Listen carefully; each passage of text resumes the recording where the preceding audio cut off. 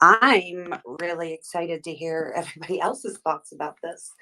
I have thoughts. Mm, I was spilling some of them. That's why I figured we'd have the space, and Jen better be in here since she's the one that talked me into it. Um, I'm sure she'll but be. I have thoughts, but I want to hear everybody else's thoughts first. I want to know what, and that's kind of what we're going to do. Jess is still going to give you all the rules, but what I want to do is have people come up who have read it and have questions and like initial thoughts that kind of popped into your head that are kind of prominent, like right there in the front of your head. I just want genuine thoughts about the whole thing. It's super long. The one I have is like 90 some odd pages, and then the one nerdy Four. put, Four. yeah, and then the one nerdy put has like 40 something pages. But Yeah. there is repeated stuff though, they like when they were listing everything, like I guess in theory you wouldn't have to if it's exactly the same, but I would rather see it. I mean, if I have to keep scrolling past it, I would rather see the full thing. I Um, agree. but yeah, I'm like pacing, so I want people to come up and Yeah, I think that's a good idea. It's for anybody out there who has read it and has things that they would like to discuss, please come on up, request to speak. We are still going to go ahead and raise our hands before jumping in, and then either Nicole or I will call on you, hopefully pretty quickly. But please be respectful of one another. Same rules should apply. So if you jump in without raising your hand, you'll get dropped. As a speaker, you're more than welcome to come right back up and try again. Don't be offended if you get removed as a speaker. It's just because we can only have so many speakers up at once, and we are likely dropping somebody to bring up somebody else. So I think I've covered everything. If anybody has any questions or if I left anything out, let me know. There's Jen. Jen, if you weren't here within a certain amount of time, I was going to just shut the whole thing down. I can't believe there's no way that everybody read or even saw what people are saying or are only watching the news to see what the news is saying and doesn't have something to say right now, good or bad. Like if this, even if it's a feeling too, like if this solidified everything for you and you're feeling way better about this whole thing when you did before, or if you were feeling good about it and now you don't feel so good about it, or you're confused about things. I did tweet Pennsylvania courts because they have like a section for cases of interest that I've been refreshing constantly, kind of like the one we have here, but with way less documents. And I think I tweeted it the other day, the application for the search warrant. And I was like, I don't know if they searched his car or the house, just simply because I know the news has said that from their sources, but I didn't see it. And it was redacted on the application. So there was no way for me to know. So I sent an email today, right when I saw this, and tweeted at them to see if they're going to release their affidavits for the car and the parents' house, since everybody else has at this point. Okay, we have some people. Yeah, we've got two people that I'm about to bring up. The only thing I'm going to say, because I really like how you have people speak first before telling them your thoughts, but I do just want to say that I feel like the more that we learn, the more questions that I have, and I still walk away feeling like shit. I really hope they have more. I just really hope they have more. And I hoped not to feel that way after reading this, but I still did. So I'll leave it at that for now, I guess. And we can have some speakers come up. I'm so happy to see Stormy up here. Stormy, that's your cue. Hey, Oh, I'm sorry. Did I No, get no, no, kicked no. off? Okay. Right. So I had to turn my Wi-Fi off because it was cutting out. Okay. So my question is, and I haven't gone through the whole thing, but it looks like it's page 14 of the document, but it says page 5 at the bottom, supplemental disclosure regarding DNA test. So the question I have, and we're talking about it a little bit in Discord, is why does it say on here that a sheath was recovered at the King Road residence under or next to the body of Madison Mogen? And in the original affidavit, it says next to, and then the other copy says next to. Like, what do you think about that? I'm glad you brought that up because on top of that, if we're going to talk about sheep questions that I'm writing down, my additional question is when they were putting in the search warrants, like what they were looking for specifically, they put it for his house. They put, knives, swords, whatever, but they included sheaths, and I, for whatever reason, and this is just my thinking, what popped into my head as I was reading it was, I thought we already had the sheath. And then the second thing was, is there more than one knife that would be in a sheath? Like, is there like a collection of these things that they're looking for? But I don't know. Now, under or next to, I mean, I guess if it was kind of under, and I guess it could kind of be under and next to, right? Couldn't it?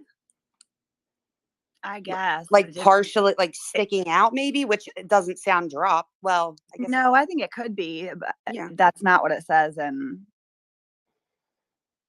the affidavit, though. I mean, it would be precisely documented, like by the people that processed the scene. So I feel like, and not everybody's that way, but I feel like I would be looking at a picture as I was like writing it out. You know what I mean? Yeah. But what else did you think about the search thing, Stormy? Is it what you expected?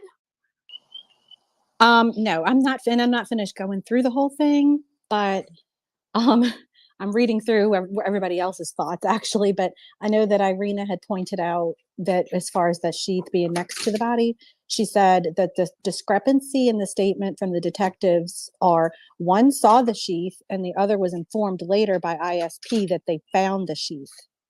Yeah. So it's two different accounts, and like one saw it and the other didn't, but later was told it was there. Like, I don't know. And then again, the fact that it was said that it was under or next to. And I know that early reports, like there was something that came out a few weeks ago before the affidavit even came out.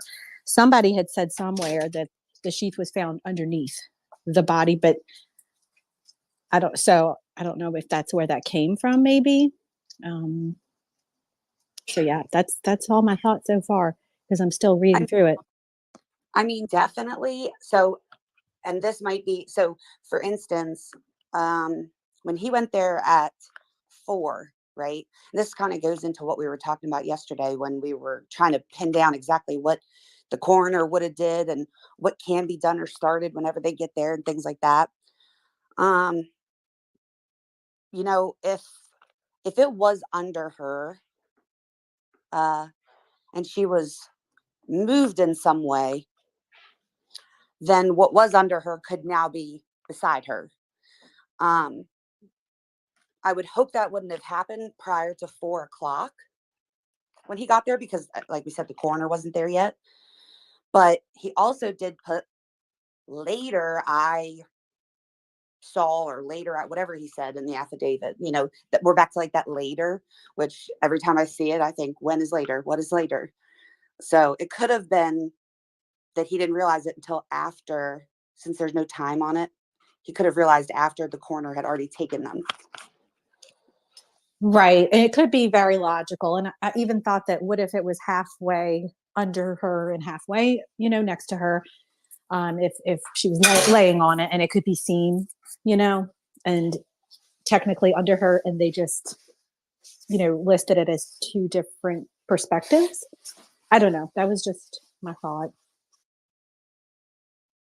So it should be, and I mean, in theory, they should be writing their own statement because it's their sworn statement of their. So it should vary to a degree that if he wasn't there and he didn't see the sheath even at all, he definitely should be writing. I was informed that a sheath was found, as opposed to I saw the sheath, because that would be a lie. You know what I mean? We'll have to look at that closer, because what I found striking in this was, and I don't want to give any more of my opinion after this, but was the fact that the affidavit by this one, Blaker, was like almost word for word for most of it. And I guess in my head, I was thinking like, what, it shouldn't be like the same, because you're speaking, you're writing the affidavit as if you're speaking on your behalf. So I would imagine copying somebody else's statement on their behalf. Right. I would think that they would be required to write their own reports in their own Yeah. words in full. Well, and they could use like others reports, right? Like the forensics people, the ISP people, they could use their reports and read them, and then like, summarize what they found in those other people's findings. But it wasn't really that. It was actually like word for word, which I thought was a little bit strange. David, go ahead. I'm sure you have a whole bunch to say. No, not really today. I mean, I read the whole thing and I have a lot of thoughts, but on the affidavit being written by a second person but almost being identical, I think you're right, because it's supposed to be written in the first person. It's like, I attest to this because I saw this, right? And so it almost reads like both of them, that they were attached at the hip through the entire investigation and learned everything at the same time and saw everything at the same time, which is kind of weird. But Which is also, if you look at the first affidavit that we have, he never even mentioned Blaker ever. Right. Yep. And then also they were going to two separate magistrates, right? So one went to one in Washington and one went to one in Idaho. So technically, even like the magistrate wouldn't have both of them to see. Yeah, it's just really weird. I would expect to see at least slightly different information or additional information, because I find it hard to believe they're both attesting the same thing. But I think the biggest thing that stood out to me today was the lack of stuff that was actually collected or seized. Nothing from the office, and I don't know, was it like 10 or 12 line items from the apartment, which, I mean, is almost like nothing. So I just find that shocking and kind of wanted to make that a topic. Well, it was 15. I'm going to give them their credit. There was 15. Okay. And some of them were doubles. So like there were two Marshall's receipts. Okay. David, get it right. And then also there were 8 possible 8 hairs. Yeah. Yes. And then another possible one listed by itself, and then another possible one listed by itself, and then another possible and another possible, both listed by themselves. So we're probably at 20, right? 20-ish. I would like to know what the difference is between a possible hair found and a possible hair strand found. Somebody said it had something to do with the root. Yes. So if you find a hair, I think that was yeah, somebody guessed that. Is that correct? Is that what I did some Googling? It seems to be correct. Like a strand would be like the actual, like what we see. In a hair would be the strand in the root together. Now, apparently. see, I think, and I like, so if I'm thinking of me and doing how I do hair, that I would think that that one possible hair is what I would use to describe, like, if I just cut someone's hair and I'm not quite sure if it's a hair or if it's something else, or if it's even a human hair, or that's what I thought too, Sleuthie. so like just like which, if he got his hair, let's say we know he's got his hair cut whatever day that was, it could have been like 3 stray hairs that made it off the top of his head that fell in the floor on the way in, or something from his clothes. I have a feeling that probably like what they collected was probably what looked like women's hair, right? Like longer than what he has. It would be my guess, right? Like, because they probably found a lot of his hair, but like, what does that help? What does that do for them? Why would they collect that, right? even Ethan had, longer hair than Brian does, right? So, but we have seen reports of potentially, a woman who's been at his apartment recently could have been her hair. So we don't know, but that's still not a lot of hair to collect. And there's no sheath, there's no clothes, there's no shoe that was taken, pair of shoes, right? Seems like he either hid or got rid of a lot of that direct evidence that could have been there, in the however many 47 days that he had before he got arrested. And also, I'll just throw this out there for everybody to consider, is that we don't know prior to his hair appointment what his hair looked like, right? So it could have been longer than mine, and then he went to get a haircut. I mean, it wasn't that long because she said she regularly cut his hair, but she also didn't say how long it had been since she cut his hair.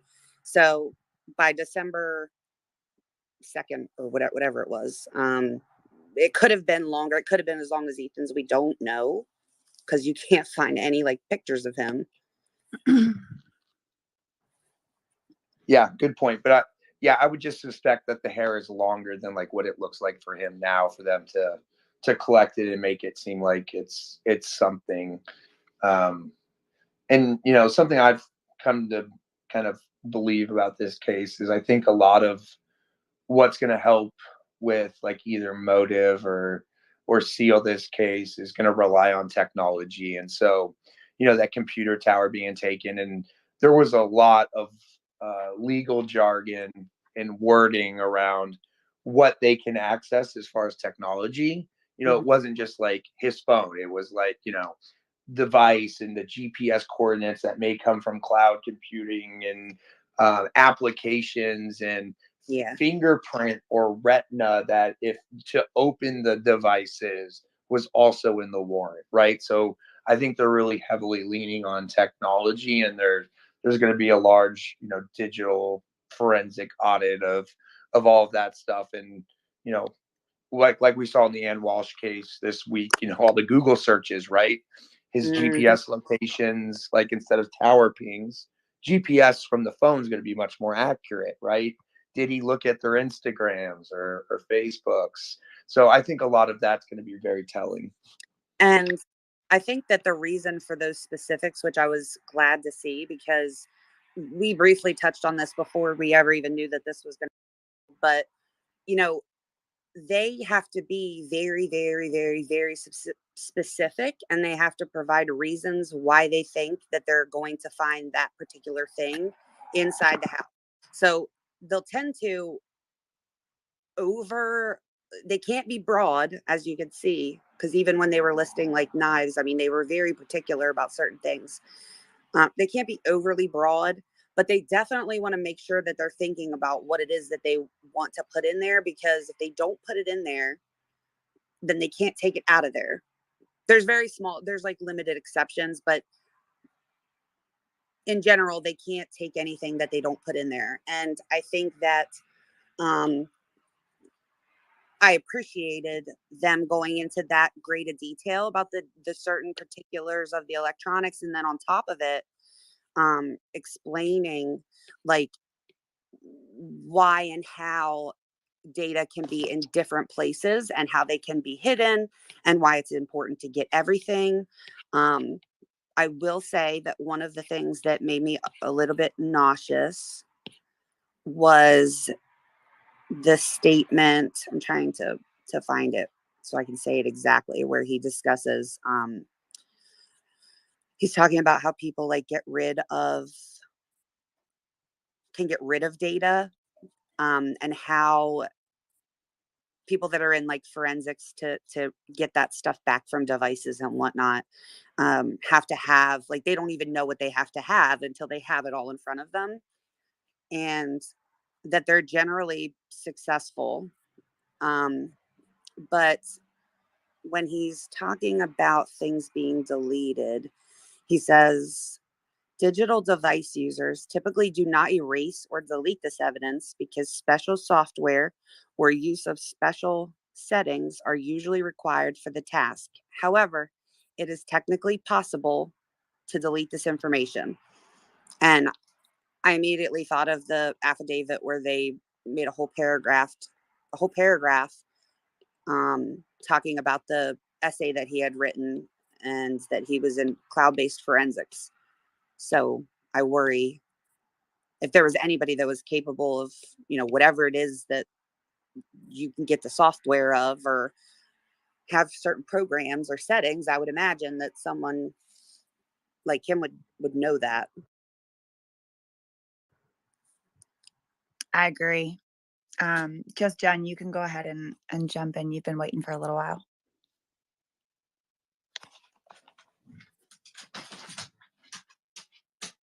Just Jen, are you still there? There you are. Yep, here I am.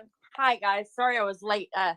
Anyways, the thing that was most significant to me, well, kind of a lot of it was, but really the fact that they mentioned that they were not seeking this warrant, that they didn't want it to be granted based on the DNA evidence that they had so far alone. So that way, if it was found later inadmissible, that the whole search warrant and everything they found wouldn't be thrown out as well. To me, that was huge. I don't know if anyone else thinks that, but I agree. I was very surprised to see that in there. I was glad though. I was really glad to see that. I was too. Yeah, I was too. I think I was just more shocked than anything as I first started reading it, but I definitely am. So here's the thing. So say I have this. It's been very like wishy-washy with regard to exactly how this happened. Like they've never confirmed that it was genealogy. One of the things that I've been thinking and asking with regard to the sheath is, they found this DNA on the button. What about the rest of the sheath? And who else's DNA was on the sheath? So I feel like probably that was put in, which if I think about it, it's probably very smart to say, if this comes under fire by the defense attorney and ends up being inadmissible, please don't regard it here, because we don't want every single thing that we've seized to mean absolutely nothing, because it'll all be worthless. If you granted this search warrant based on the fact that we had DNA that his father was a match to, or his father was the biological father of, because if they get rid of it, then every single thing that they've found in these search warrants would be out. Trash. Yeah, that's good. I'm so glad they did that.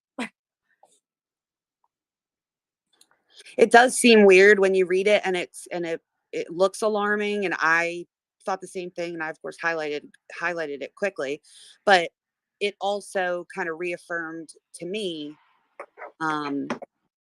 the idea of, if that is what they did, it's not a standard, right? They're not let's say they did get it through genealogy. That is not a standard right now for active cases. So if it were to be questioned, especially in a time where not everyone is in agreement, and that includes like professionals in the field, they didn't want to run the risk of not being able to use anything, not just it.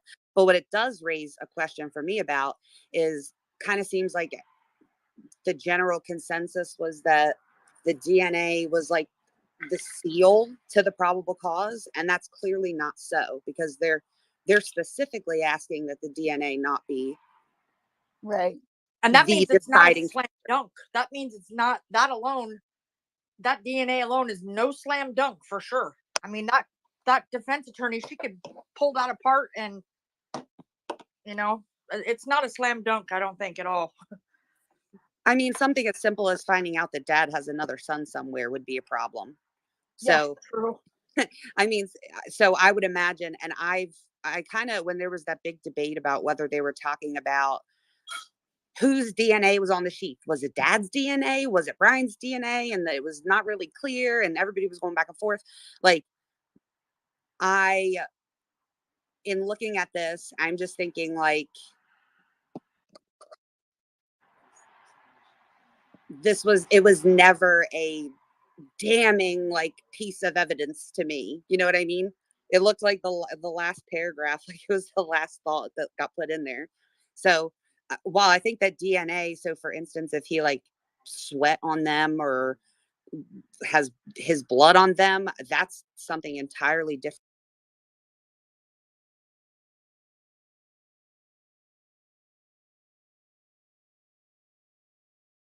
for me. But just based off of this whole sheath button thing and all, like I was hoping and would hope that the rest of the case is built. You know what I mean? Not Yeah, just well, based by on. now they've got to have his actual DNA, and it's got to have matched that sheath. I hope to God. You know what I mean? I mean, yeah. But again, you know, with that particular thing, I feel like I would be looking for other DNA, and I would be building up the rest of my case just simply because of Yep. what it is. We talked Yep. about that the other night. It wasn't on a door jamb or the doorknob or the headboard, something that can't be brought into the house. So I would Right. definitely be looking for others. DNA for sure, but I just want to say also, Sleuthie, that you are amazing. I mean, you're like the most reliable source I go to for info. So I appreciate you. I just wanted to say thank that. you. Yeah, absolutely. She's making me blush. I'm just trying to learn, that's all. Does anybody else want to come up and talk about their initial impressions? Nerdy, I think you had some, didn't you? Thank you for coming up, Jen. I appreciate having all these new speakers pop in here tonight. It makes me so happy to see all these new faces up here. I love when the new ones feel good to I come. do too. Danielle, go ahead. Hello, thank you. I am a new speaker, so I'm a little nervous. Welcome. Don't be nervous. Thank you. One of the things that really stuck out to me when I read through this was them actually talking about the spatter and cast off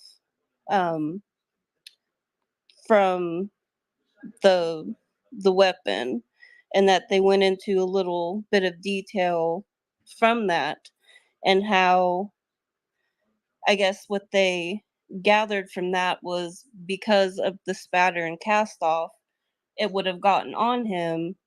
And so that was their basis for wanting to gather his, any shoes, clothing that he could have been wearing from that evening. But then it also brings up the question about, well, obviously, because it says it right here. It's page 35. It's the 49 page document I have, but they're saying, it was probable that he went home to his residence. So then it brings up the question, well, obviously he had to get in his car to go home. And so you'll have to excuse me. I have a brain injury, so I don't know if there was any mention of search warrants for the car yet that have come out. What are y'all's thoughts about that? About obviously he had to get in his car to go home, so it would have been something would have been left behind in the vehicle. I agree. And I not only agree that there would be some type of evidence in the vehicle, but I also feel that, they have these pings and surveillance and stuff that puts him going back to his house. And so I also feel, and almost immediately, so I feel also that I know he can get rid of things like clothes and a knife and stuff, but there should be some type of the victims in the house as well. So, Yes. you know what I mean? And I'll Yes. just read it for anybody that hasn't read it yet, because it was really, I mean, it was important, but it also was basically the only paragraphs that was different than the other affidavit that we had read. Yes. And Sorry. no, that's okay. It says the Kingwood residence contained a significant amount of blood from the victims, including spatter and cast off. Bloodstain pattern resulting from blood drops released from an object due to its motion, which, based on my training, makes it likely that that this evidence was transferred to Koberger's person, clothing, or shoes. Based on the locations of the suspect vehicle and the 8458 phone immediately following the murders, it is probable that Koberger went home to his residence, and then they list his address at the time. At that time, it is likely that he still had blood or other trace evidence on his person / clothes / shoes, including skin cells or hair from the victims or from Kaylee's dog. It is likely that some trace evidence was transferred to areas in his apartment through contact with the items worn during the attack. One likely location for the clothes, mask, and shoes that he was wearing during the attack would be his residence. While I believe Koberger is visiting family in Pennsylvania over the current school break at WSU, I believe he intends to return for the start of the next semester, so I expect his belongings to still be in his residence. And that says, to date, we have not recovered the weapon used in the homicides, which would indicate that he took it with him from the scene. Based on my training, that weapon will likely contain trace evidence on it, such as blood or skin or hair from the dog or from the crime scene. One likely location for the weapon or any sheath for the weapon would be his residence. See, that freaks me out. See, that again, like we already have the sheath, right? So when I read that and it says one likely location for the weapon or any sheath for the weapon would be his residence, freaks me out and makes me think that that sheath don't match the weapon that would have been used. I'm just saying. They also go on to say, based on my training and experience, when someone plans an event or action, one likely location for doing so is in their residence or office. One would not want to conduct such planning in public if they are planning a criminal act, and so it is even more likely that planning of a criminal act would be done in one's residence or office. Now, you had a shared office. These murders appear to have been planned rather than a crime that happened in a moment of conflict. I believe it likely that Koberger planned his actions ahead of time.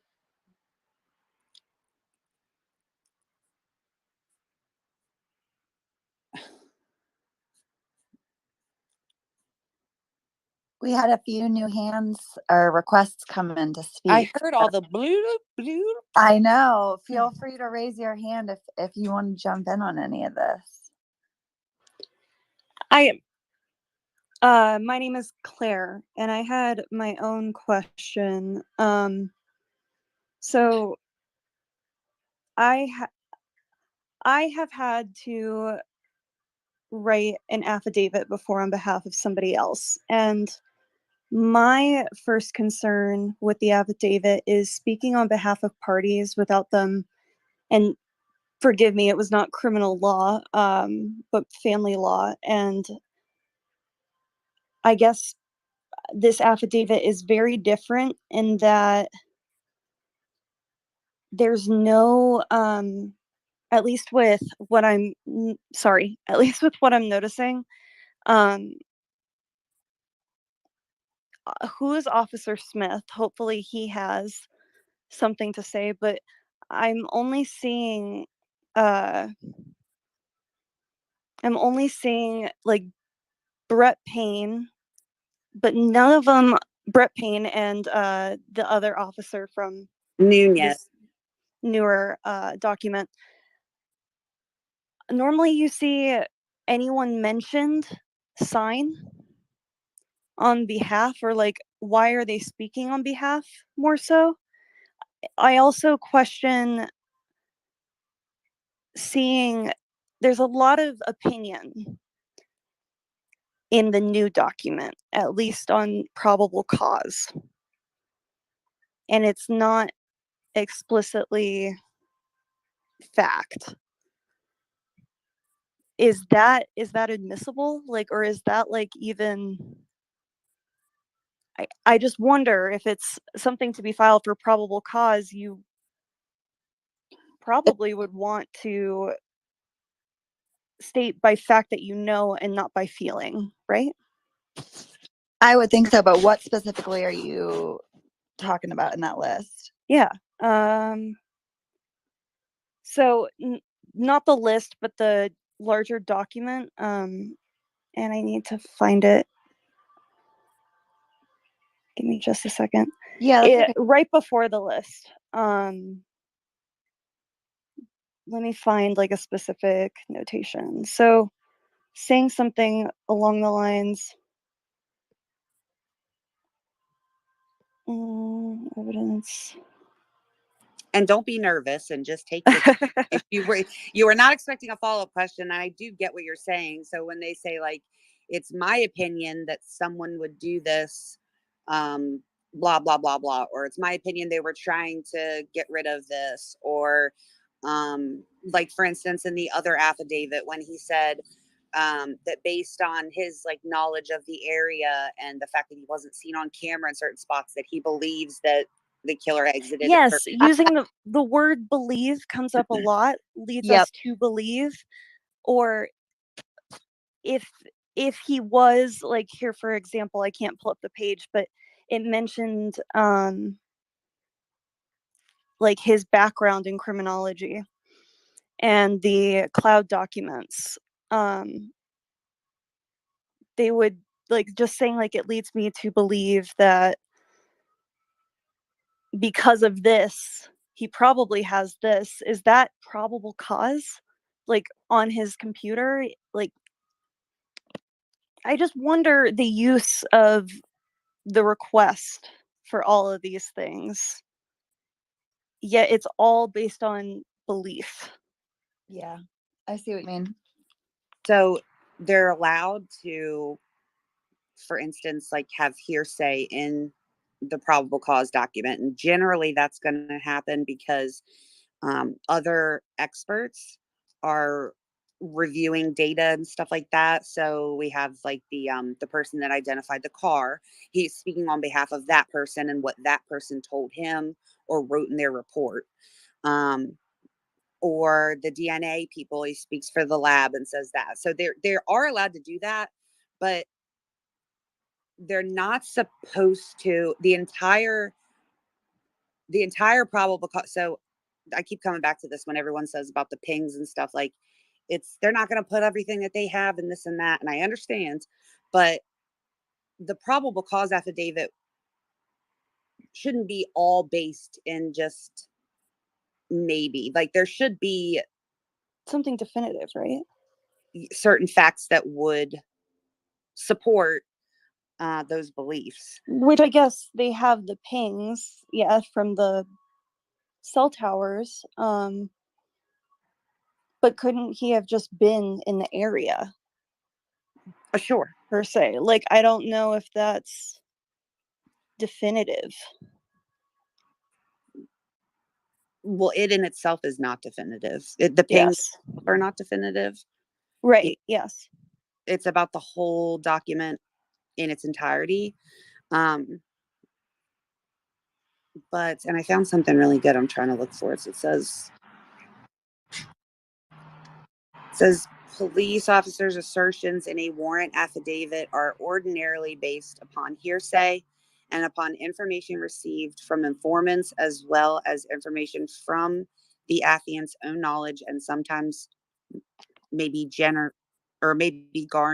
garnered hastily. It says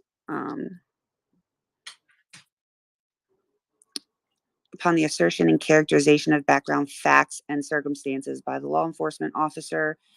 In short, the Fourth Amendment does not require that every fact recited in the warrant affidavit is necessary correct, rather merely that the officer's assertions therein be truthful in the sense that the information put forth is believed or appropriately accepted by the affiant as true.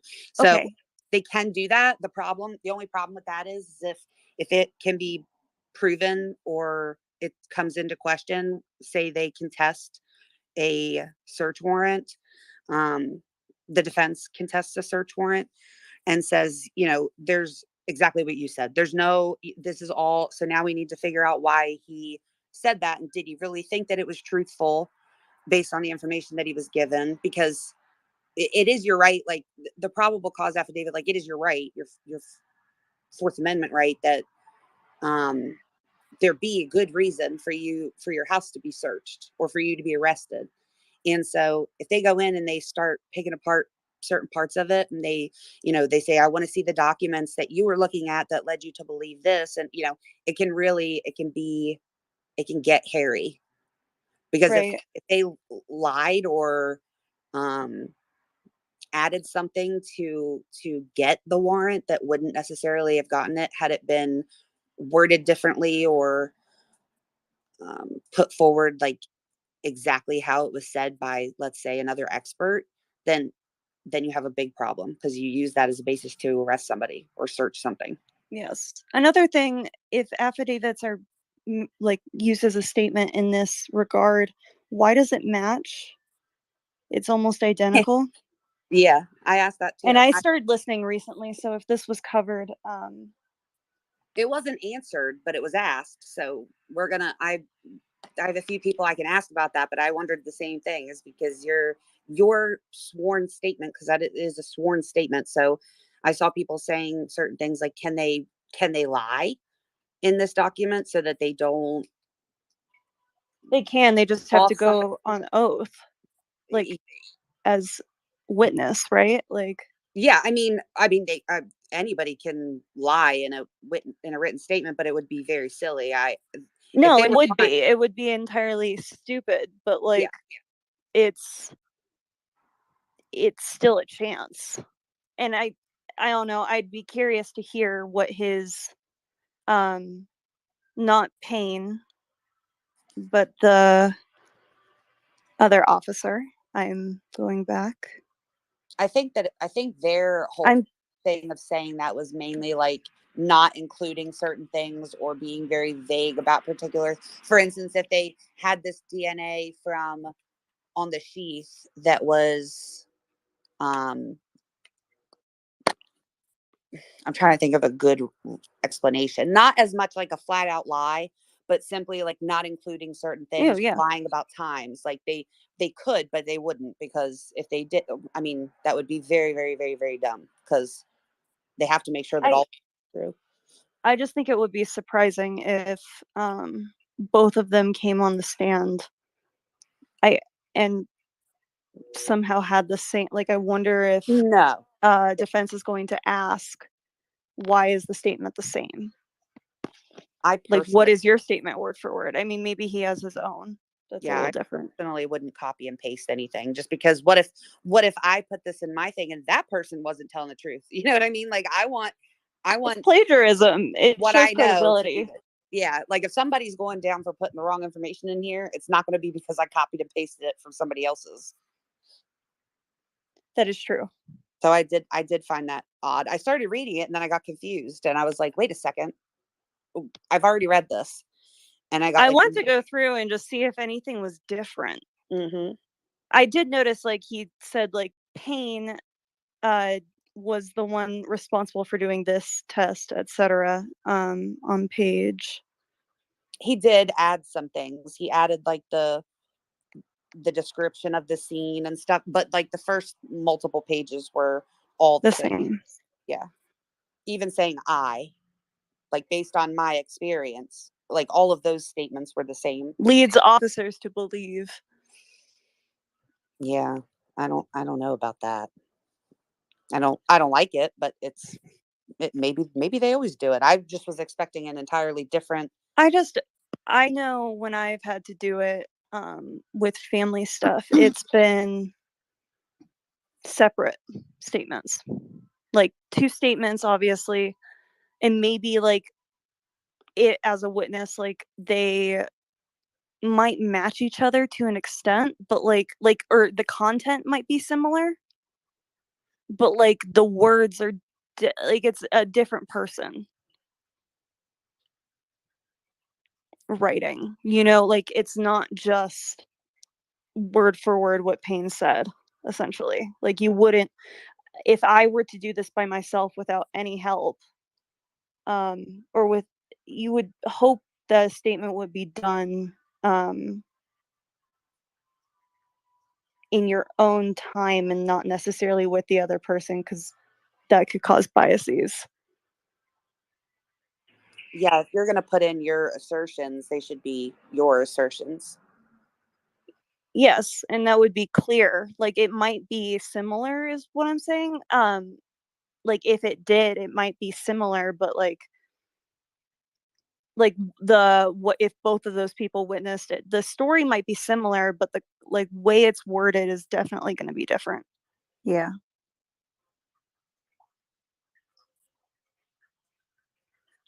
But yeah, thank you. I'm going to keep listening and see if I have anything else. I'm sorry I didn't come to the table with a ton of stuff, but I did have some questions and I just finished going No, over it. don't apologize. Thank you for coming up. I appreciate you bringing anything. I hope you come up again next time, or if you find anything else tonight. I will let you know. There's a comment Thank you. that says, Oh. thank you. There's a comment that says a probable cause affidavit is completely different than a character witness affidavit. This is a murder case, not a child custody battle. And while I agree with that, I think that's the point, is kind of like, it's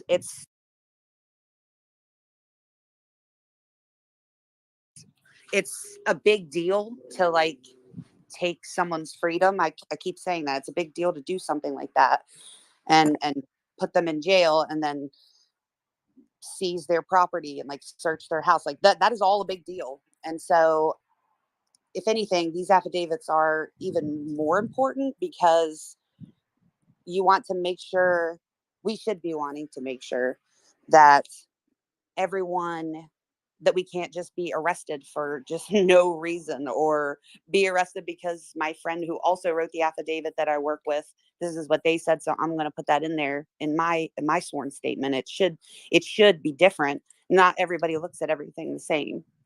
So those two officers shouldn't be, if the probable cause affidavit is based on things that are not exact data, then they're not going to interpret it all the same exact way. But I think her thing was that it is word for word. So in areas where it should have been changed to as if you were speaking in first person, because you're writing a statement on your own behalf, that those things should have been different. The story may be similar in that if they both witnessed it at the same time, right? Like it's stating here in the affidavit, but it would have their own perceptions and wording that would indicate that this was their own perception and not necessarily the others. Yeah, I agree with you. Was Terry's hand first? We'll go with Terry. I haven't heard from her. I don't think. I'm not sure. I thought it was Danielle's, but I could be wrong. Either one is totally fine. We'll hit the next one next. Terry, you go ahead because I don't think we've heard from you yet. Sure. Thanks for letting all of us speak. I really like that you have that option. So I apologize in advance because I only came on about 15 minutes ago. So if it's been discussed, I apologize. I do have a couple questions. The first one, I think you saw my tweet, Sleuth, where I am curious. My first question would be about his vehicle.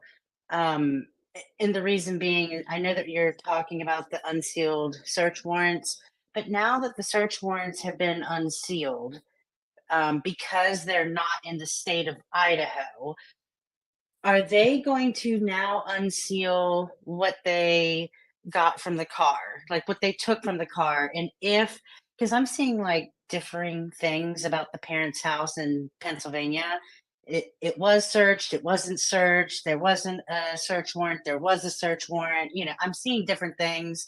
But if it was searched, do you think that, or does anybody that maybe is a pro at this or expert, do they know if like that is now going to be unsealed?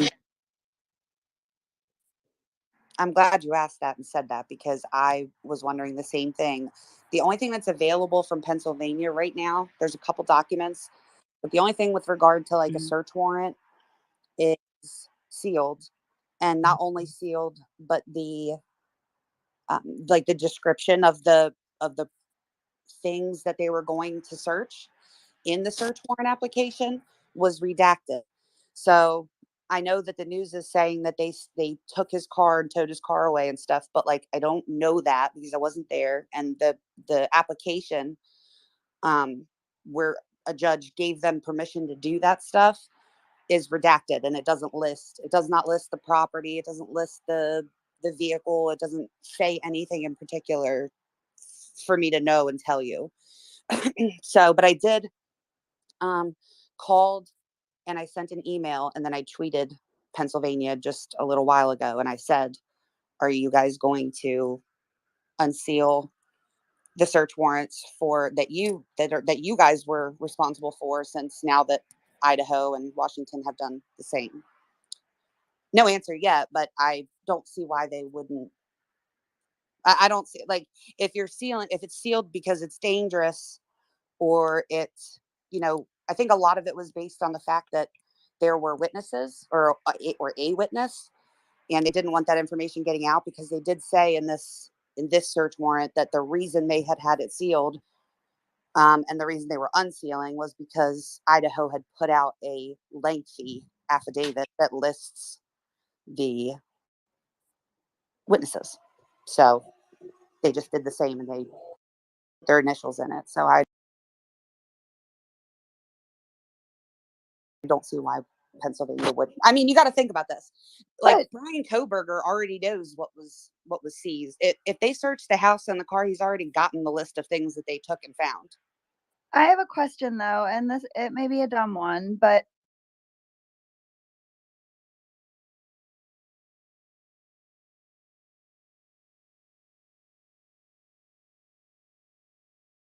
they're saying that the reason that they could unseal it was because all of that was listed in the affidavit, but wasn't it sealed after the affidavit? That's also? a good question, Jeff. That's what I mean. Yeah, they already knew that. They already knew that the name was released. So if that were the reason, then why?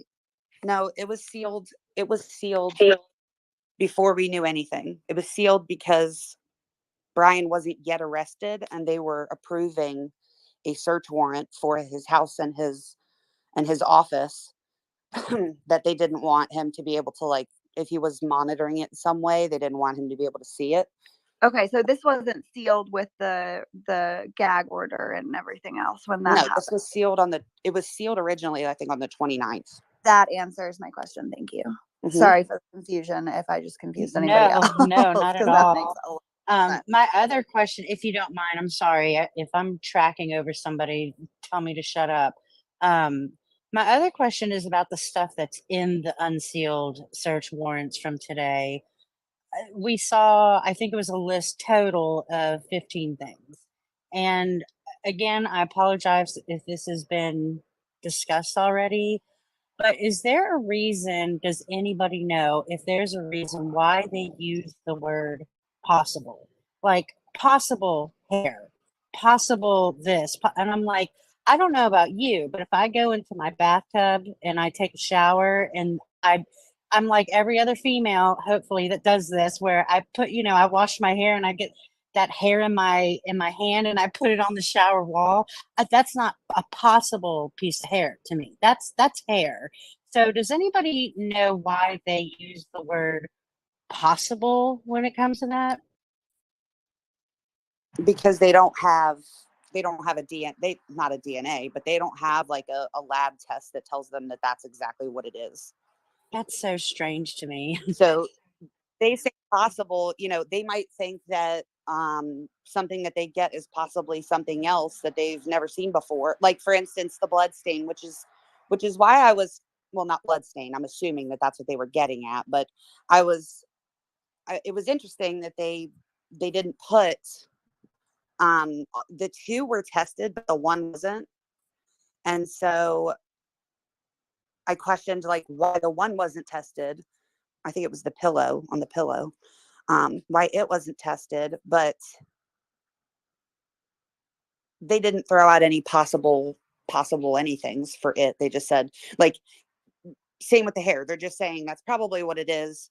We won't know until we definitely know, Right. And not only that, it could have been somebody made a really good point on, like some discussion boards that I've come across about how if it was like what you were saying about them testing, that one of the things, I think you're right, where it was the pillowcase being tested, if it was blood, right? Because when you're, who am I? But when you're testing for blood, it will tell you if it's blood or not. So wouldn't they have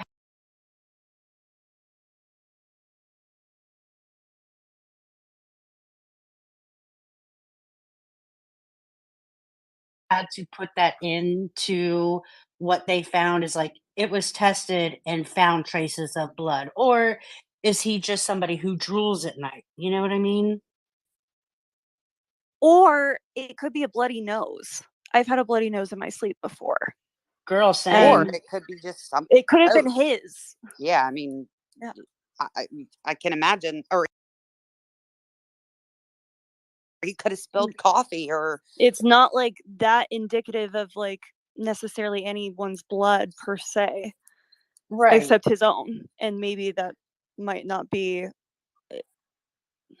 And I not don't only know. that, but I mean, I don't know if any of you are married to a spouse or a husband or a wife or whatever. I'm sure we've all been through that struggle where we have to like force our partner to like, it's time to get a new pillow. You know what I mean? Like, what if it was just an old pillow or something? I don't know. I'm laughing so hard right now. I just had to insert that. Sorry. it didn't make me like, it didn't make my ears perk up like, oh, what could that have been? Because I think that in general, I don't expect many men's. It's disgusting, but like they're, if it was like immaculate, I would be more concerned. If there was like nothing at all and he had just moved there and stuff, like, and everything was completely clean, that But would have. wait, Sleuthie, how funny would it be if they pulled a hair from the pillow? I'm just making a joke, Right. but like, I would hope. And I do have one more question, and I promise I see like a bunch of people wanting to speak. My last and final question is, when they were, I guess, the forensic team, when they were inside of his apartment taking things out, at the very end, it was like 10 to 12 hours they were in there. And I noticed they took out a buttload of stuff. And then we come up with this thing showing it was just 15 things, and the majority of them was a possible piece of hair. And I'm thinking to myself, like, where's the stuff that they were hauling out in boxes and bags, you know? Like,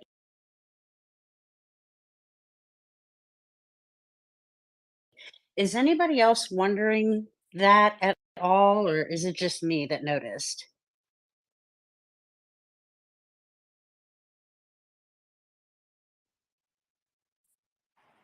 Of course.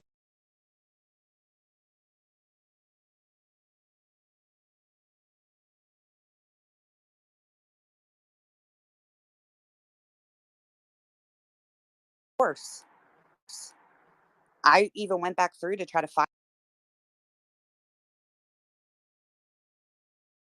the pictures of them hauling stuff out of the house in 12 hours. I mean, that's a long time.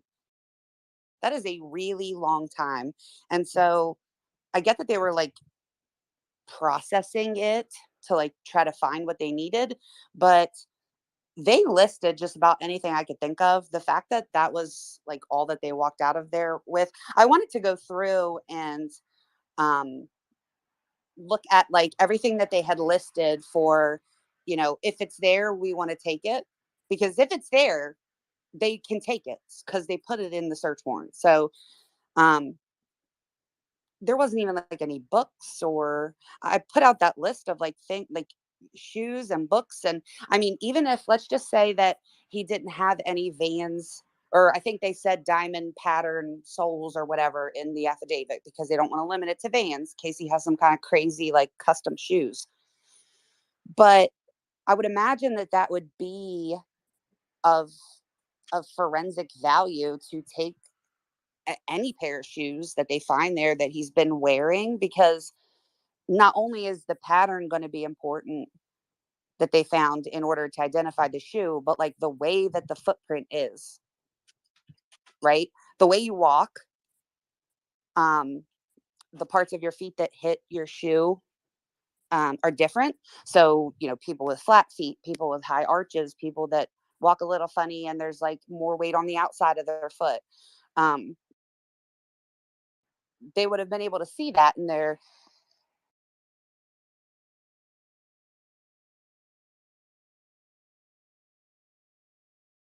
impression that they have, the shoe print.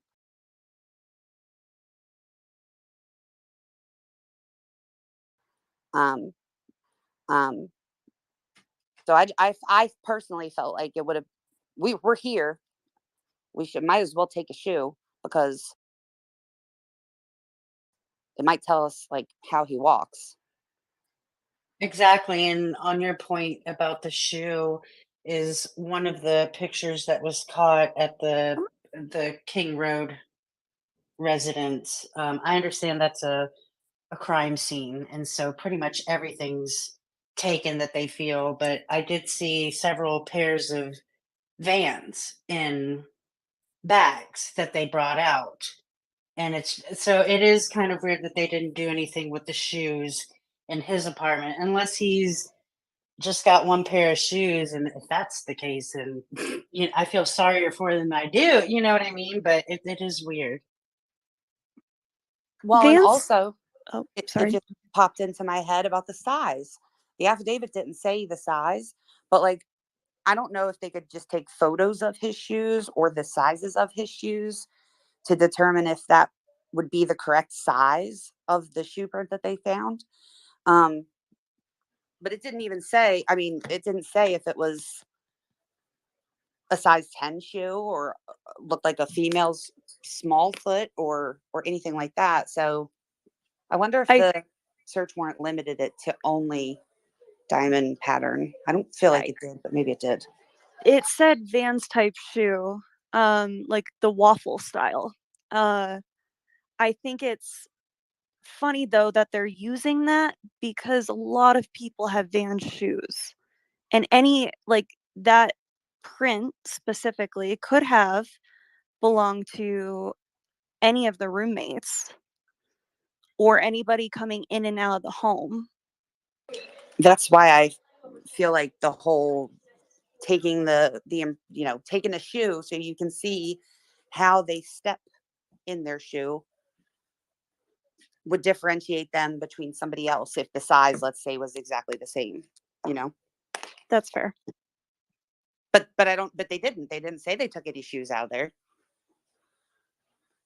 Maybe they don't need them because they have the shoes on his feet. I don't know. He was asleep in bed when they took him. I don't know if they'd let him put shoes on or not. I mean, they busted all the windows. You would think they would just be like, they wouldn't be like, why don't we just stop right here? You go ahead and slip your shoes on so that you don't have to walk out there on the gravel. Like I'd imagine they just like pick him up by his shoulders, just carry him out there and make him walk. Lacey, do you want to go ahead? Hello, how are you? Good. Good. So I came in 27 minutes late, so I'm sorry if I missed this question if it was asked. But I tweeted something today that kind of weirded me out. And then I saw other people say the same thing, which is that I literally remember typing up a tweet after reading either it was after reading something or after after watching an interview with Steve, Kaylee's dad, and I remember him saying that there was something going on Instagram. And I can't find that anymore. And I had other people say that on the tweet as well. And I'm not trying to start conspiracy theories. That is not my way. But like, first of all, does anyone else remember Steve saying this? because it wasn't just me. Like I said, there are other people that commented on my tweet, but it's super weird that I can't find this tweet anymore. I'm I'm just curious if anyone else remembers Steve.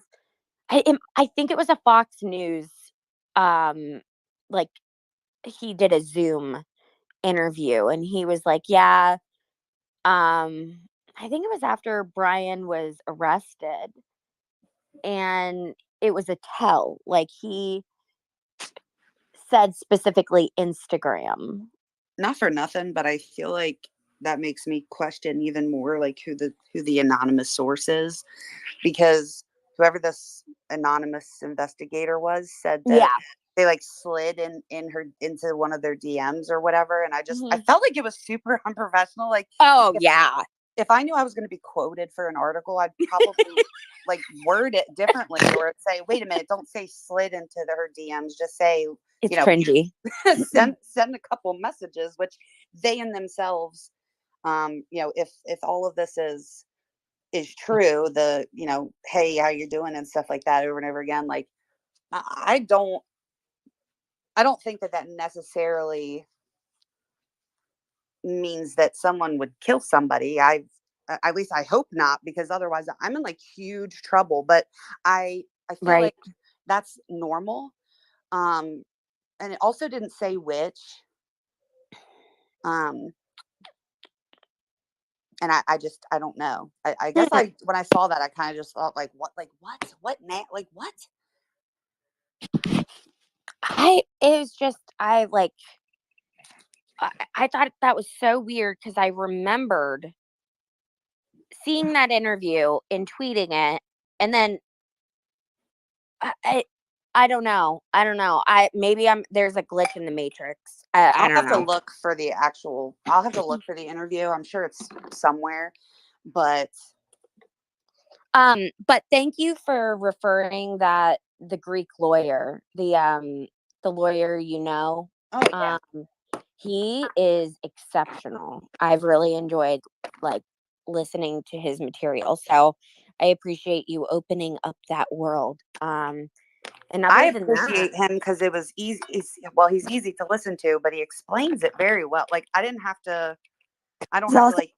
to watch. Yeah, he is easy to watch. Oh But my God, I said the same thing to my mother today. I was like, look at this handsome Greek man. but he's not like, he's not a dummy. So, and Oh, I know.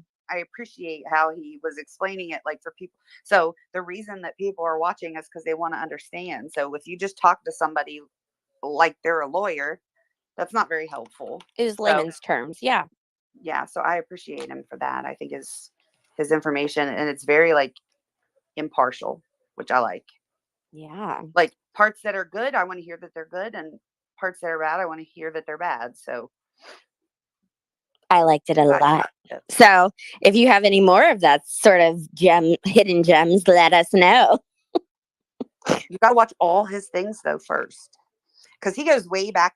Like I went way back, and he was talking about like his very first thing. He's like, I don't usually do videos on like cases that are still like he wasn't arrested yet or anything. He's like, I don't usually even talk about these cases until they're going to court and stuff like that. I think it hooked him, but I like hearing from that perspective. Yeah. Who's going to be honest about both sides, I liked it a lot. All right. I will step down. Have a lovely evening, You too. ladies and gentlemen. Thank you. You too. Thanks for coming up. Danielle, you can go ahead. Okay. One last thing that just kind of had popped out to me. On the list of the things that they took out, it says a Fire TV stick with the cord and plug, and it kind of made me remember back to the beginning where one of the media had taken a picture, and they said it was into Zaina's room, and it was the TV was on, but it said like it was unplugged or something like that. Like There was no maybe, internet or something. yeah. Mhm. So to me, it made me wonder: are they thinking maybe like is that something he may have taken, or I'm not familiar with the Fire Stick. Can you access internet from there? You can. That's a good thought though, but they do, you can get on like YouTube. Um you can search the internet. I would imagine that they want to look and see what he was like maybe watching. Like for instance, if he was like binge watching a bunch of BTK episodes like right before Oh, it, and I would yes. imagine that. But also you have to remember though is that just like with that survey, okay, it's like he's in school for all that stuff. It wouldn't necessarily stand out to me if he was watching trials or I don't know. I watch that stuff, Yeah. you know. Yeah, I do as well. I don't know why that connection all of a sudden just was kind of created for me, but There yeah. also might be Mhm. albums in there. Like I know that on my Fire Stick, one of the things that I can do is have like wallpapers of pictures. So I know you can upload pictures and stuff onto it. So maybe they're looking for that too. Oh, okay. Okay. Well, that was my last thing. It just was something that kind of popped up to me, and thank you for clarifying everything you can do on there, because like I said, I'm not familiar with it. So That was a good thought about him taking like if he took like a Fire Stick from the I TV. think so too. Yeah. yeah, because maybe as like a little, I don't know, trophy. I, I don't know. It was just something that was kind of curious to me. I wonder if it's similar to like it has a button that you can push that's a little microphone. And I usually like whenever my son wants something, because he never knows obviously because he's 4, like what channel it's on, what app it's on. So I usually like do the talk to search or whatever. So in theory, if somebody was struggling and then hit the button, it might record somebody's Oh, voice, and yes, maybe that would get him to take it out of there. that's true. Yes, that's oh, even more heartbreaking.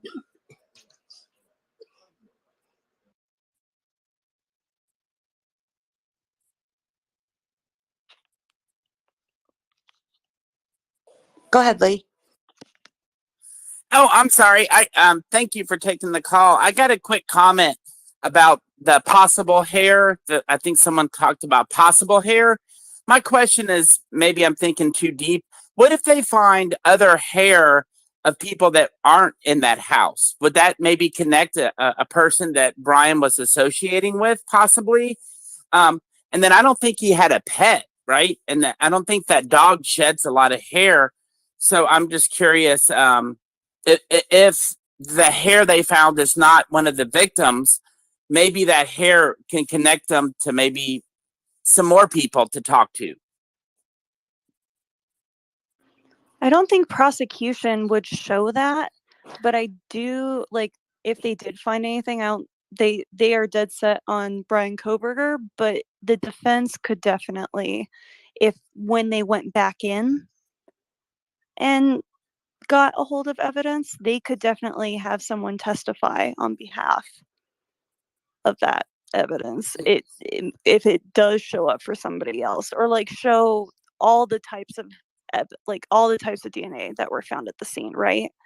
Oh, And not just like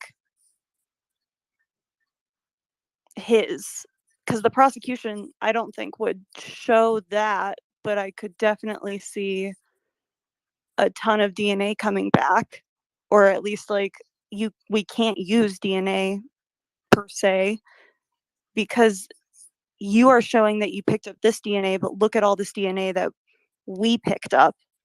right. I don't know though. Yeah, I'm just curious if they find like hair follicles, drugs. What if the house was a drug house? What if, what if he did find a connection with one of the victim's hair? Maybe he was seeing them at this house? I mean, I don't know. To me, it opens up a lot of new questions. If it's male DNA, male hair DNA. Well, I'm curious about I that think because that aren't they in an apartment? So they share like a ventilated system. Would the prosecution be able to use that considering the HVAC and air ventilation system is kind of what do you call it, shared between everybody? oh, that's possible. Oh, like the air filter?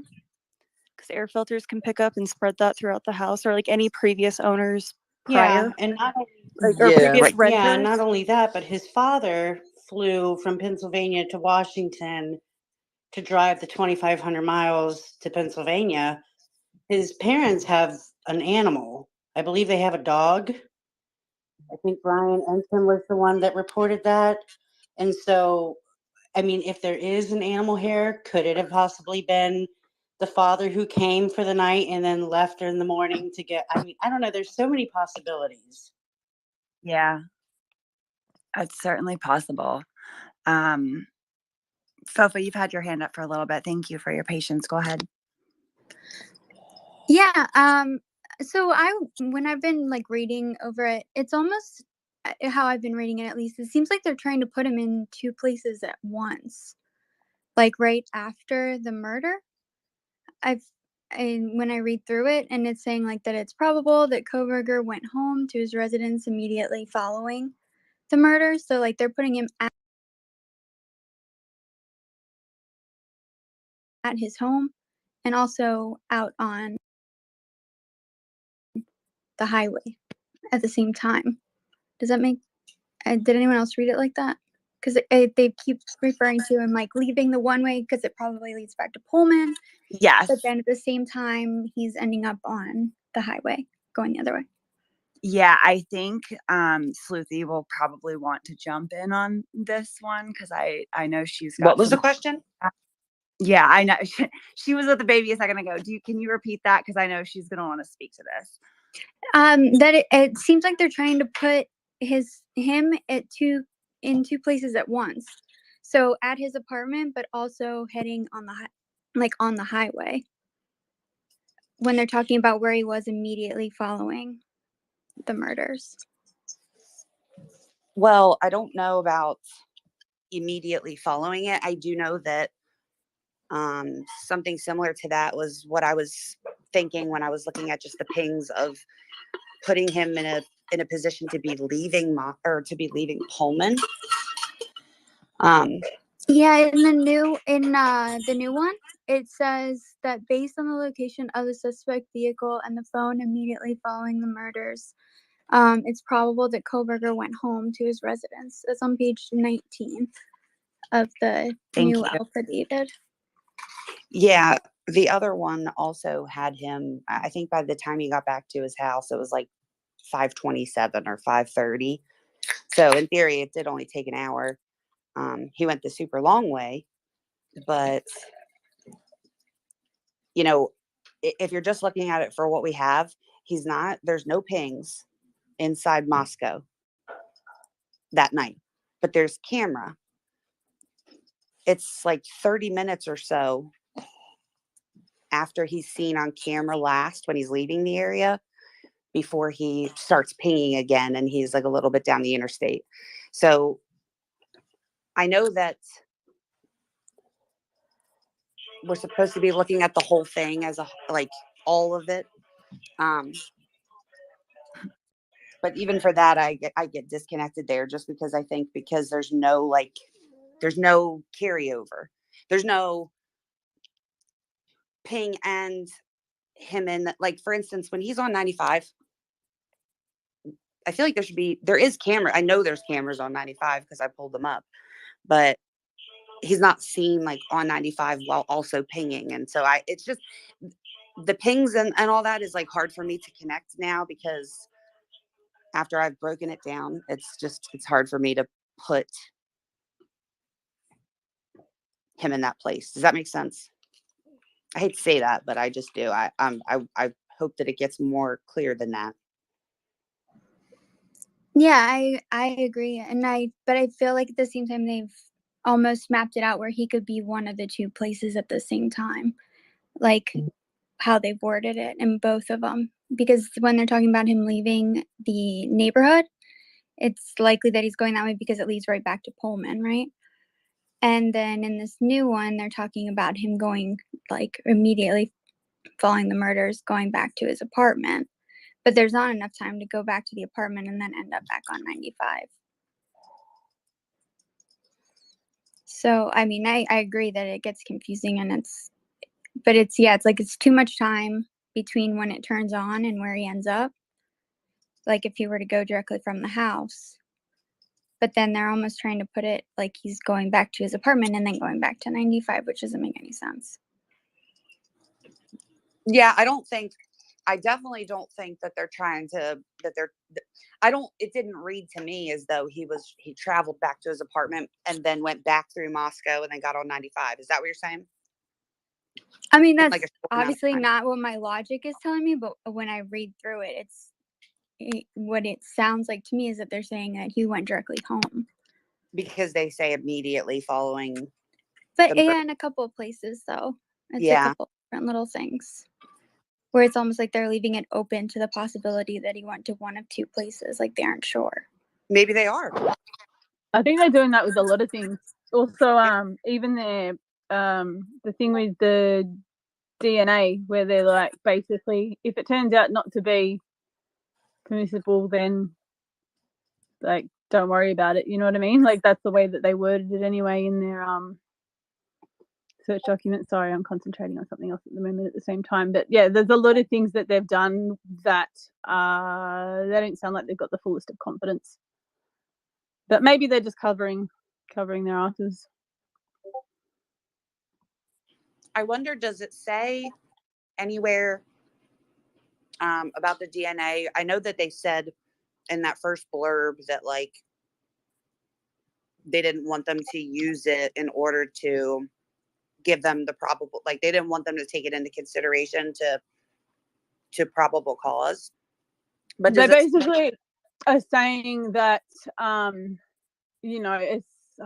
can't remember the word, but basically it's to say whether or not it makes somebody look not guilty or guilty, and they're saying that they don't want them to do that, but if they do, then yeah, I don't know, it's just basically like a little preemptive disclaimer.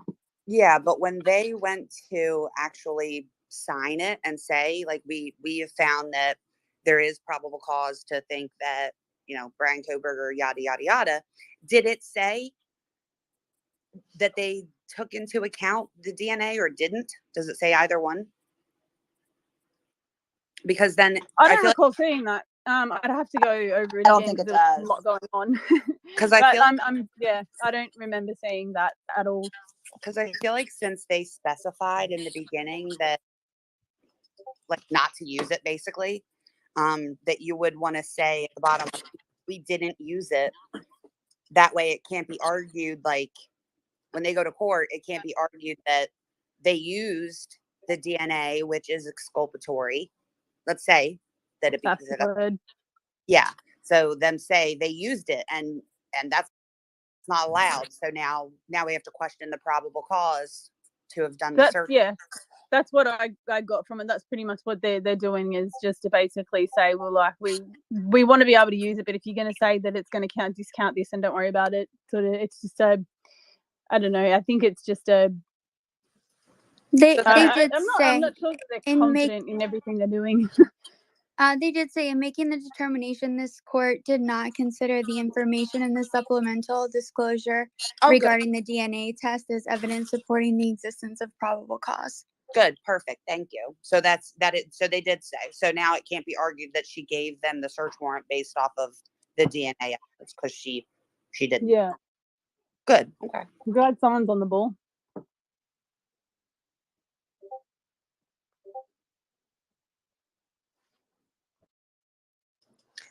I think they have more DNA, like in wounds, and transfer from one individual. I reckon they'd have to have. Well, I hope that they'd have to have something. Just like since they've been able to get his car and go through that. If they don't, he either didn't do it or he had a onesie on, a very waterproof onesie, which is possible with like if he really did plan it that far ahead. But I don't know, he's pretty. Why'd you have to call Well, he might be book smart, but that's about all.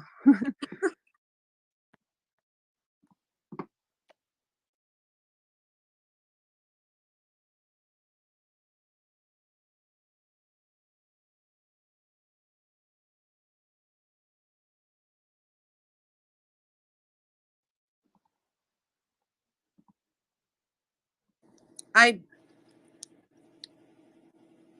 right, I want other opinions. We'll drop them down if we have to make room. Oh, somebody dropped. I can't tell. Don't drop me. I'm still here to talk. I'm just finishing. I know you said that you're making something or whatever before. Yeah, I am, and it will be done very shortly. Nerdy, what are you and Eva thinking about all of this? I'm super curious to hear from you guys. And if you're not ready yet, that's okay. We just had a hand go up, but I'm coming to you. I'm just here listening to everyone's ideas so I can regurgitate them as my own on YouTube. So thank you. Perfect. I was gonna say I'm really glad you're here because you're slacking. Ass. Fitting into YouTube already, Nerdy. I'm just restreaming Sleuthies, and I've masked the voice of my own. No, I think that like in terms of Pennsylvania's warrant, I think Pennsylvania has the most liability, right? He's lived there the longest, and so I would presume that his house would be the most significant. I mean, obviously these 4 murders are of interest, but Pennsylvania has a long-term interest in finding out if any unsolved crimes belong to him, right? So they're probably going to keep that a little closer to their chest for now. Secondly, everyone's like gravitating towards what they found or what they took from Pullman. I'm interested in what they didn't, just for, I guess, like a couple, like justice, like no toothbrushes. Like I'd want to know if any females slept over there, any of the 3 victims. Sorry, I mean, I guess one of the guy could have slept over there. Likely, unlikely, but like toothbrushes, DNA. But like, where's the router? Where's the modem? That would give a lot of information, especially if you're using the deep web. A lot of routers can be flashed with custom ROMs and then be used for a lot of nefarious things, good things too, I guess. But there's no router, and that's something that like stood out on the Jennifer Dulos warrant. So that's I think the hair is interesting, but I think someone's already mentioned like a defense could argue, well, his father walked in there, and you had 6 weeks in between the time of the murder and time walking in there, so. That's all. I haven't even read it yet. I haven't read the full thing. All I looked at was what they took. I completely agree with what you said in regards to, I mean, his whole life pretty much, well, much more of his life is back in Pennsylvania. He's only been in that apartment since August. So there's really not that much that I imagine he would have accumulated, especially being a guy, because a lot of guys are like that. And probably being careful as well. But I think that, yeah, if they can investigate him more, I guess, as a person back there, that's where they'll find out a lot more. Nerdy, I'm going to add that to the list because I want to go through the things that they put in the search warrant. I was impressed by how many. First of all, is it ROM? Is that how you say it? I've been saying RAM my entire life. Sorry, Evo's going to chime in too. So there's RAM and ROM. So there's read access and read only. So read access means literally that you can access it. So it goes both ways. Read only means that device, you can only read from it. You can't write anything to it. You can't write logs. You can't write storage. It's read only. So. Okay. I'm going to go through like each of the things that they listed to see what they put in the search warrant. That way they were able to take out anything that's listed there and then kind of go through and see what they didn't take out of that, which it'd be quite lengthy, but just right off the bat, a couple of the things that I had noticed, and the router was not one of them, was no shoes, no clothes, no other electronics, no photos, no other weapons, no books, no notebooks. Like, I guess I can't imagine them not have been present at all. But I guess he could have packed up like all of his clothes and belongings to go back to Pennsylvania. But then I also feel like then Dad would definitely be like, why are we taking everything? Why are we stuffing ourselves in the car like sardines? Are you not coming back here? If that was the case, we'd probably see it on the footage, right? On the dash cam footage, like in his car, like because there's no way that everything's fitting in the back of that Elantra. I think one of the things people forget, like during these, is that these affidavits are like people were. I think you said Sleuthie earlier, like police can't. Well, they can. Like police do this all the time. All they have to do is articulate reasonable suspicion to probable cause, and like that's how cars get searched and people searched all the time. So these aren't what they're bringing to the case, right? This is what we believe. This is a culminated set of events that we believe would bring us to probable cause that Brian did this. And by them releasing this means that they have a whole lot more. We saw that on the Photostulos case. Like we were reading through that first arrest, second arrest, and like what's going on. And then almost 500 pages came out where you see like the smoking gun they had ready for trial. I don't know. I'm not reading too much into this one aside from how much they didn't pull. Like that's more what's standing out here.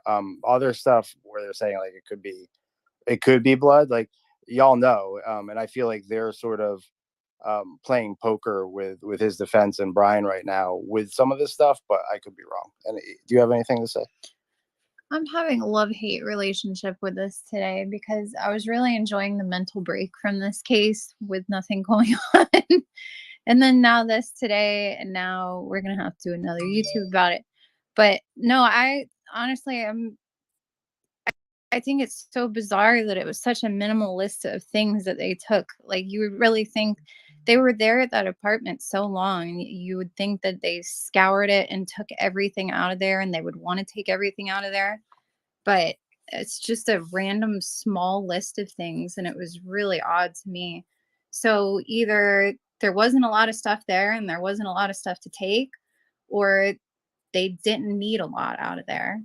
I'm not sure. We also, I mean, there's like things that we don't well, I'm sure like Jess, like at college, he didn't have to go back to that apartment. You have college showers, you have like, there's different places at college that you could have gone back to. He could have gotten a hotel. We don't know the full picture of what happened. And he left so few clues at the original scene of where the victims were killed.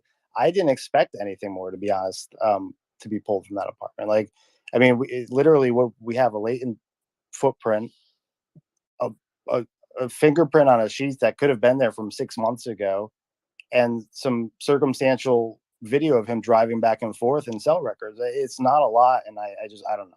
Well, of his car. I'm not. For Yeah, of his car driving. I'm not saying I do in my heart believe that this man did it. I'm just saying that what they're showing in both of these cases is really, really weak, and people like saying that they found something. Like he already left a pretty buttoned up scene at the first spot. His apartment, when they say like it's red, and so, like they already know if that's blood. So I feel like they're posturing in some way in this by saying like they don't know or possible. I don't know. It's bizarre. Sorry to cut you off. No, I agree. It's all bizarre. That's all I read from it. And I texted Joe. The last thing I'll say, Sleuthie, is I texted Joe, the police officer, and because I've seen this before, this recycling of language in affidavits. Like you go look at the warrants for Photostulos and first, second arrest, tampering, like different charges. They were reusing different paragraphs and stuff. So, and he said that's just common. The set of facts that are leading up to what they're requesting from a judge is enough. And it's obvious the judge has already signed off and said, okay, this looks like you've presented a case. All they have to do is articulate, which mean what they're doing, coherently write out why they believe he is. It doesn't mean that they have to prove he is, right? That's for a jury and a judge to do. But ask him if the two affidavits, because you gotta remember the two affidavits that we have were given to two different judges in two different states. And so, but both of the affidavits written by two different officers. It's not just recycled like sentences. It's like That's what I was gonna say. I would entire under paragraphs and pages is all But exactly the same. we know that, right? And so from the same statement that you just said, a judge reading that, he has no ability to read or to compare another state's warrant. So he's just going to read that. And yeah, to us, it seems odd, but it's not odd. It's what they do. And so those two judges aren't seeing the same queries, right? Or the requests. So yeah, if the same set of facts presents itself in both spots, they'll reuse that language and have in previous places. Now, Fotis Dulos was in two different states. So you make a good point there. But they did reuse language throughout all the warrants. Interesting. You keep saying language, and I keep thinking I statements. Like my I statement shouldn't be the same as your I statement. Yeah, it's weird, right? Because you guys, I have to go back and look, but look, there's one lead police officer, state police officer on Fotis Dulos case, but there was 50 agents, FBI, local police, like, but all of those affidavits came from his writing, even though they were witnessed events from other police officers, etc. It always came presented in the affidavits from him as the lead on it. So again, I'd have to ask Joseph. Maybe we can get up him maybe on tomorrow or something. I don't know. That would Yeah, be awesome. they definitely speak to what they've been told by experts. So like the one that recognized the car and stuff, and then of course the lab, they can speak to those reports and what they see in those reports and how they interpret that information. But I think what you're saying is if there was an affidavit written in Washington also, then the same person that wrote it in Idaho would be writing it over in Washington as well, because they're the lead, which I could understand more. But this is an entirely different officer. And in fact, he speaks in first person as if he's testifying in a sworn affidavit that he was walked through the house and walked from this floor to that floor, and he saw someone in the floor. Like all of his observations were still the same, but he was saying I. Does that make sense? I didn't know you didn't read it. Yeah, and people, and just another thing, like people have said, like in his opinion, that holds a lot of weight for a judge in a court because that's what the officer's been trained to do, give his opinion. So it's my opinion there is a hand-to-hand transaction 50 feet away, right? I don't know, but it's my opinion because I've been trained on these things, and so that holds a lot of weight in an affidavit. It's not going to hold a lot of weight. Again, those things are very different. What police can do, what police do, and what will be held up in the court of law are all different things. I don't know. I think that some of this stuff will probably be questioned. I think like the footprint not being found the first time and them having to come back. It's like things like that that's the stuff I worry about. But I agree. I'm going to jump down to Clarity. I know you just dropped your hand, but if you would like to speak still, I know you waited forever. I apologize, but you are welcome to go ahead if you'd still like to. Thank you. So one thing I've been thinking about when we're talking about the differences in language, which, kind of just got explained. But one of the things that I noticed is they changed the statement that DM did not recognize the individual leaving the house. But in the next round that was released today, like that wasn't included in there. So I was just curious, one, about the wording of that statement, but two, just the fact that they removed it. But I think maybe that was kind of just, explained a little bit why the language might be different.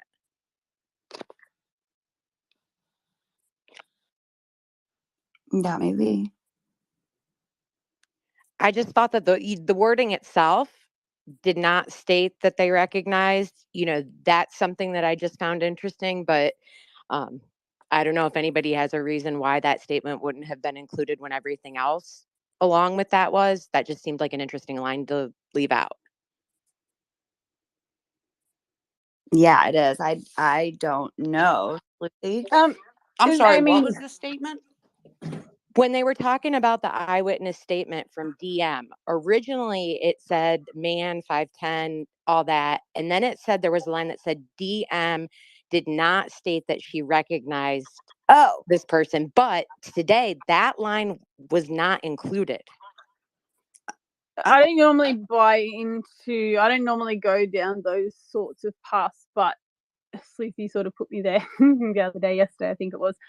I mean, in my mind, it's unlikely, but it is possible, I guess, that it was worded in a way, or maybe she hadn't said anything and now that's changed. So that's your opinion as to why it would be included in the first affidavit, but not in I this one. wouldn't go as far as to say it's my opinion. I would say more that I would consider it a possibility. So I honestly didn't even notice that difference was there. I'd have to go back and have a look. wait a second. Jumped on it, Wait page 30, wait a 34, I minute. think. Wait a minute. Hmm. This affidavit was written on the 29th of December. The new one? Oh, they Or were the old still one? the same day. Sorry. I'm thinking like a month out. I'm thinking, okay, so this guy wrote it You did that first. before too. It happens. Well, yeah. I was When you're just looking at so thinking, much like, stuff constantly. if this was written first and then say a week or 2 weeks or a month later, Brett Payne wrote his for Idaho and he included a sentence, it could mean that she didn't say anything about it at all until that time in between, but disregard because they were written on the same day. I mean, it looks like There's they the quickest sat rabbit hole beside I've each ever other. seen you jump out of, Sleuthie. What is it? There's the quickest I've ever seen you jump out of a rabbit hole. Yeah, I almost went there. I jumped out of my chair and everything. I was ready to go. This was written December 29th. And everyone's like, yeah, along with all the other papers that were written that same day. Sorry. At least We've I all pulled been back there. and we can talk about it for 3 hours because that's possible too.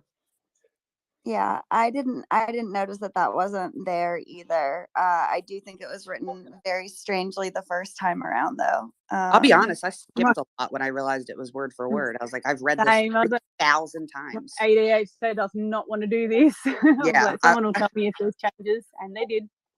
I got through like the first paragraph, and I'm like, okay. Then I get down to the next one where it says on November 13th. I thought, this better not. And then like I got to the next paragraph, and my brain was like, nope, absolutely not. Skip, skip, skip, skip, skip. They were all the same. But that is interesting that it's not in this one. Yeah. So what I'm doing, and I'm nearly finished it now, is I know some of you know, but obviously not everyone does. So I put together a document that has like transcripts for every single press update or press release that's obviously by video, that's official, plus all the PDF press releases from Moscow PD. And it's got the affidavit in it, but I'm going to put this into it as well. So that's going to be on my Twitter for anyone that wants to grab it in probably about, 45 minutes, and you can search the whole document to find pretty much anything that they've ever said, ever. So I can't remember what led me into that, but it was something that you just said. Yeah, that's amazing that you did that, Fresha. Thank you so much, because I know that was a lot of work for you. And if anyone has not looked at or used that as a resource, it has been hugely helpful. I think, do you still have it pinned at the top of your profile?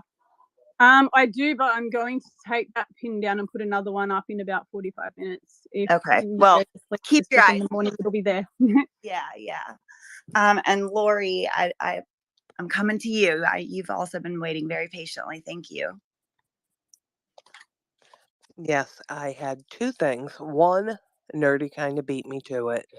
I'm more interested in what they did not take from the apartment being from any crime scene.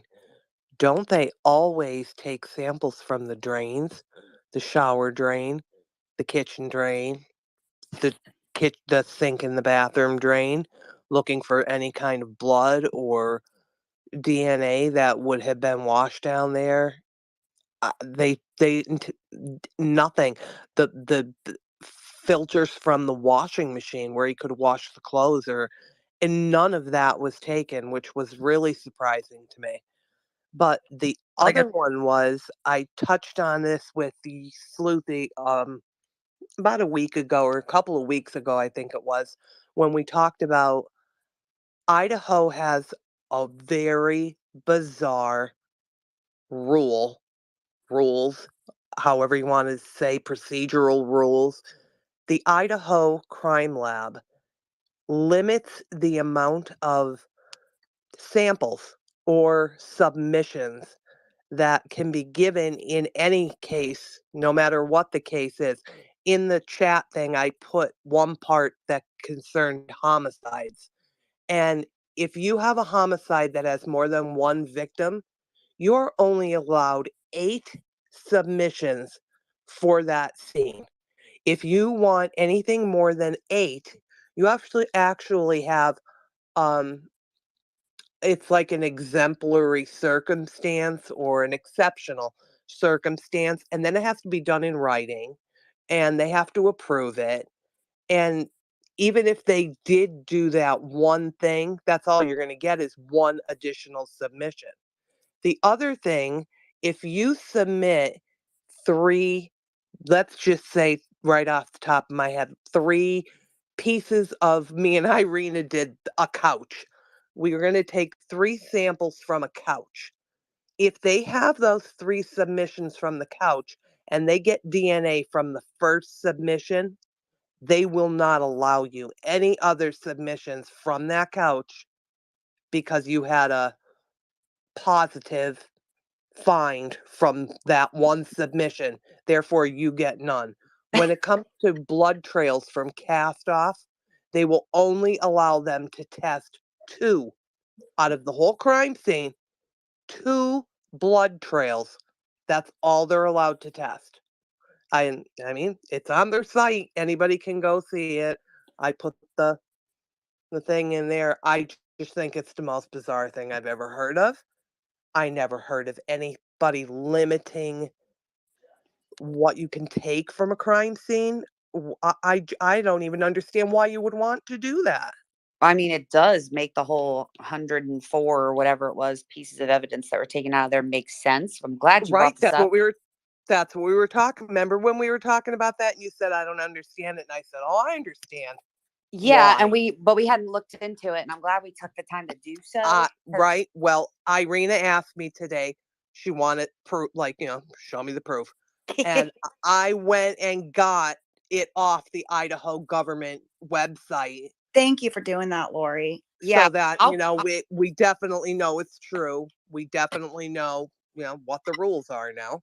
I'll tweet out some things so that people can look too. I kind of was looking for all of this information to be in like a PDF. They have multiple PDFs that you can download on their site, but just so everybody knows, because she was saying it, but she wasn't reading it from the thing, and Yeah, I it's it so might help. shocking.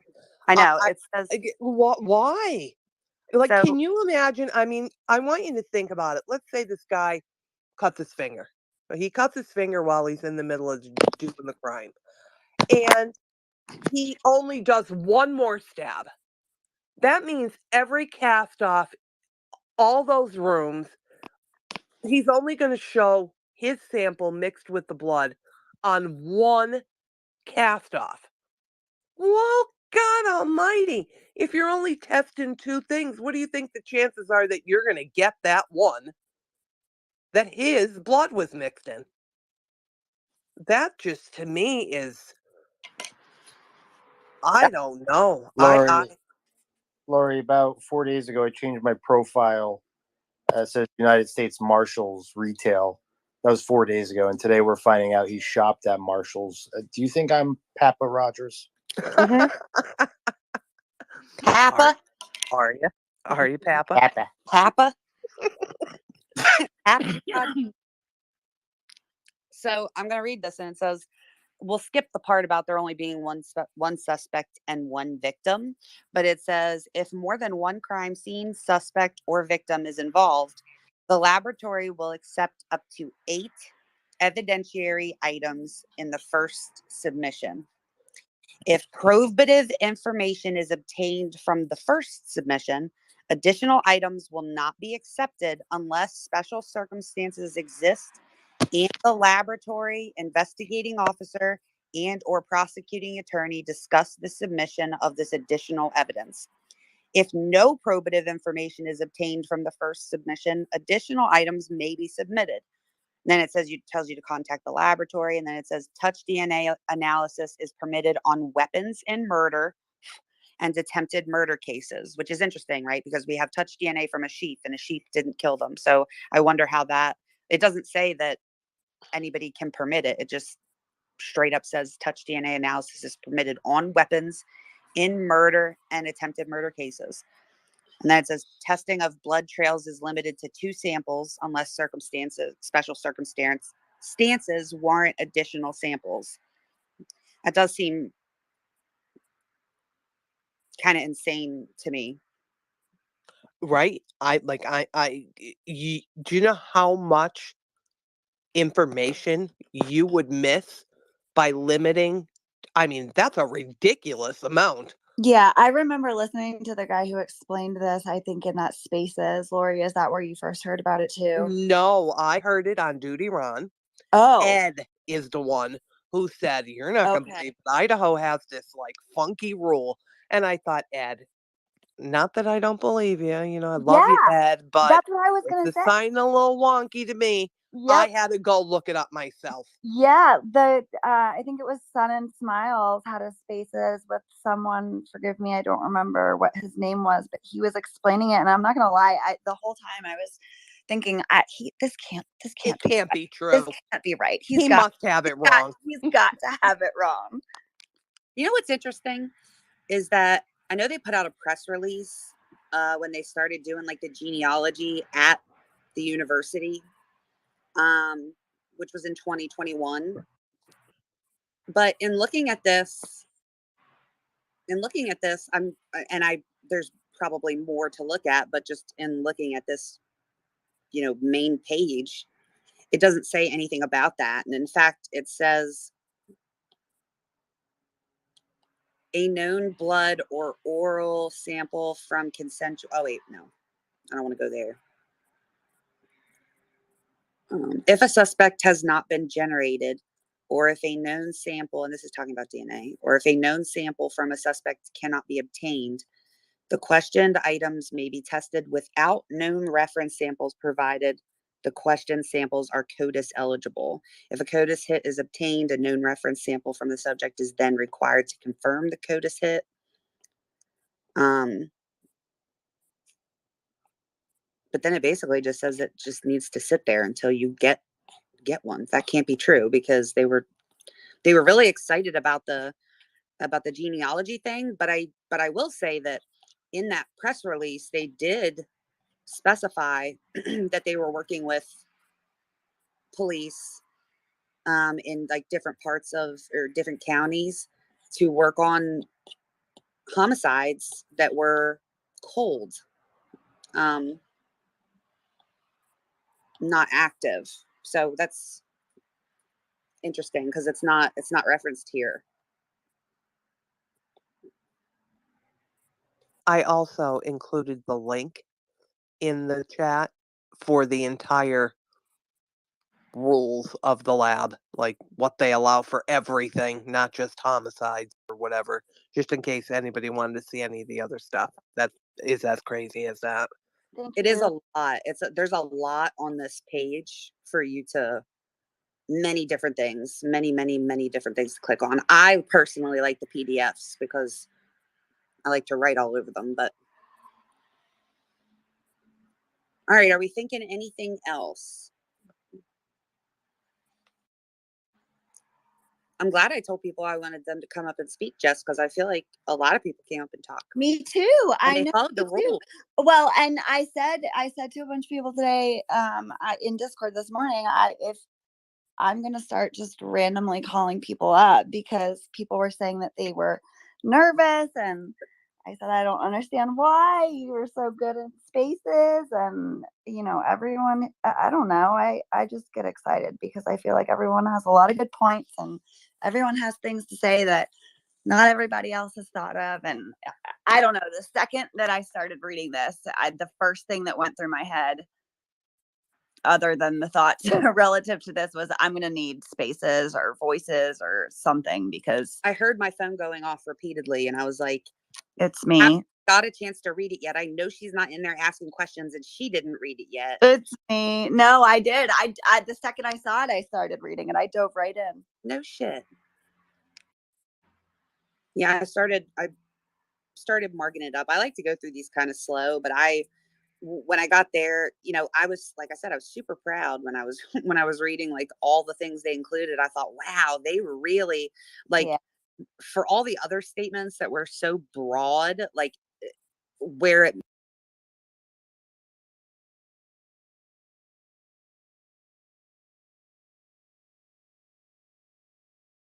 mattered, which is in here, because you want to make sure that you don't end up in a place where you are in the house and you think of something, like for instance checking the drains. um I don't know if that was listed in there, but I wrote it down that that's something that I want to go back and look when I do all of my list of what they asked Yeah. to look for. But you know, like Nerdy said, I get it, and I get where everybody's coming from when we keep talking about how, like, it's interesting because we'll say they don't need to be specific, or they don't need to have any facts. They can just, it can be like all opinion. um they don't have to say that they got a match somewhere. They don't have to say that they found evidence of so and so being there. But like, the fact of the matter is that we're talking, I think we forget that we're talking about documents again, that, and this is a two-parter.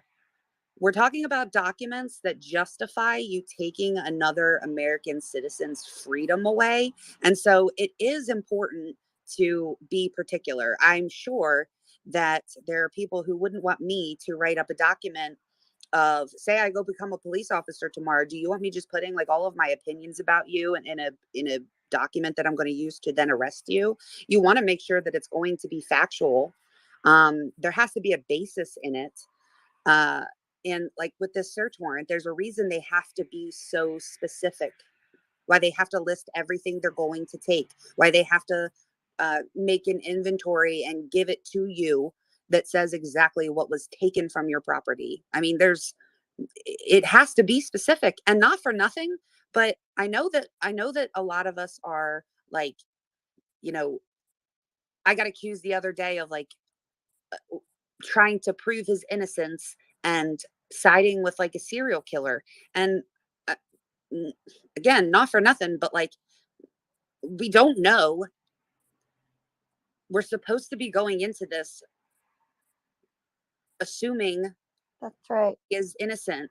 And so, you know, can your mind sway when you start seeing these documents and you're like, oh shit, like that doesn't sound good. Oh no. Yes, of course. But me personally, I am not I am not seeing that. And I understand that others are, but I just am not. And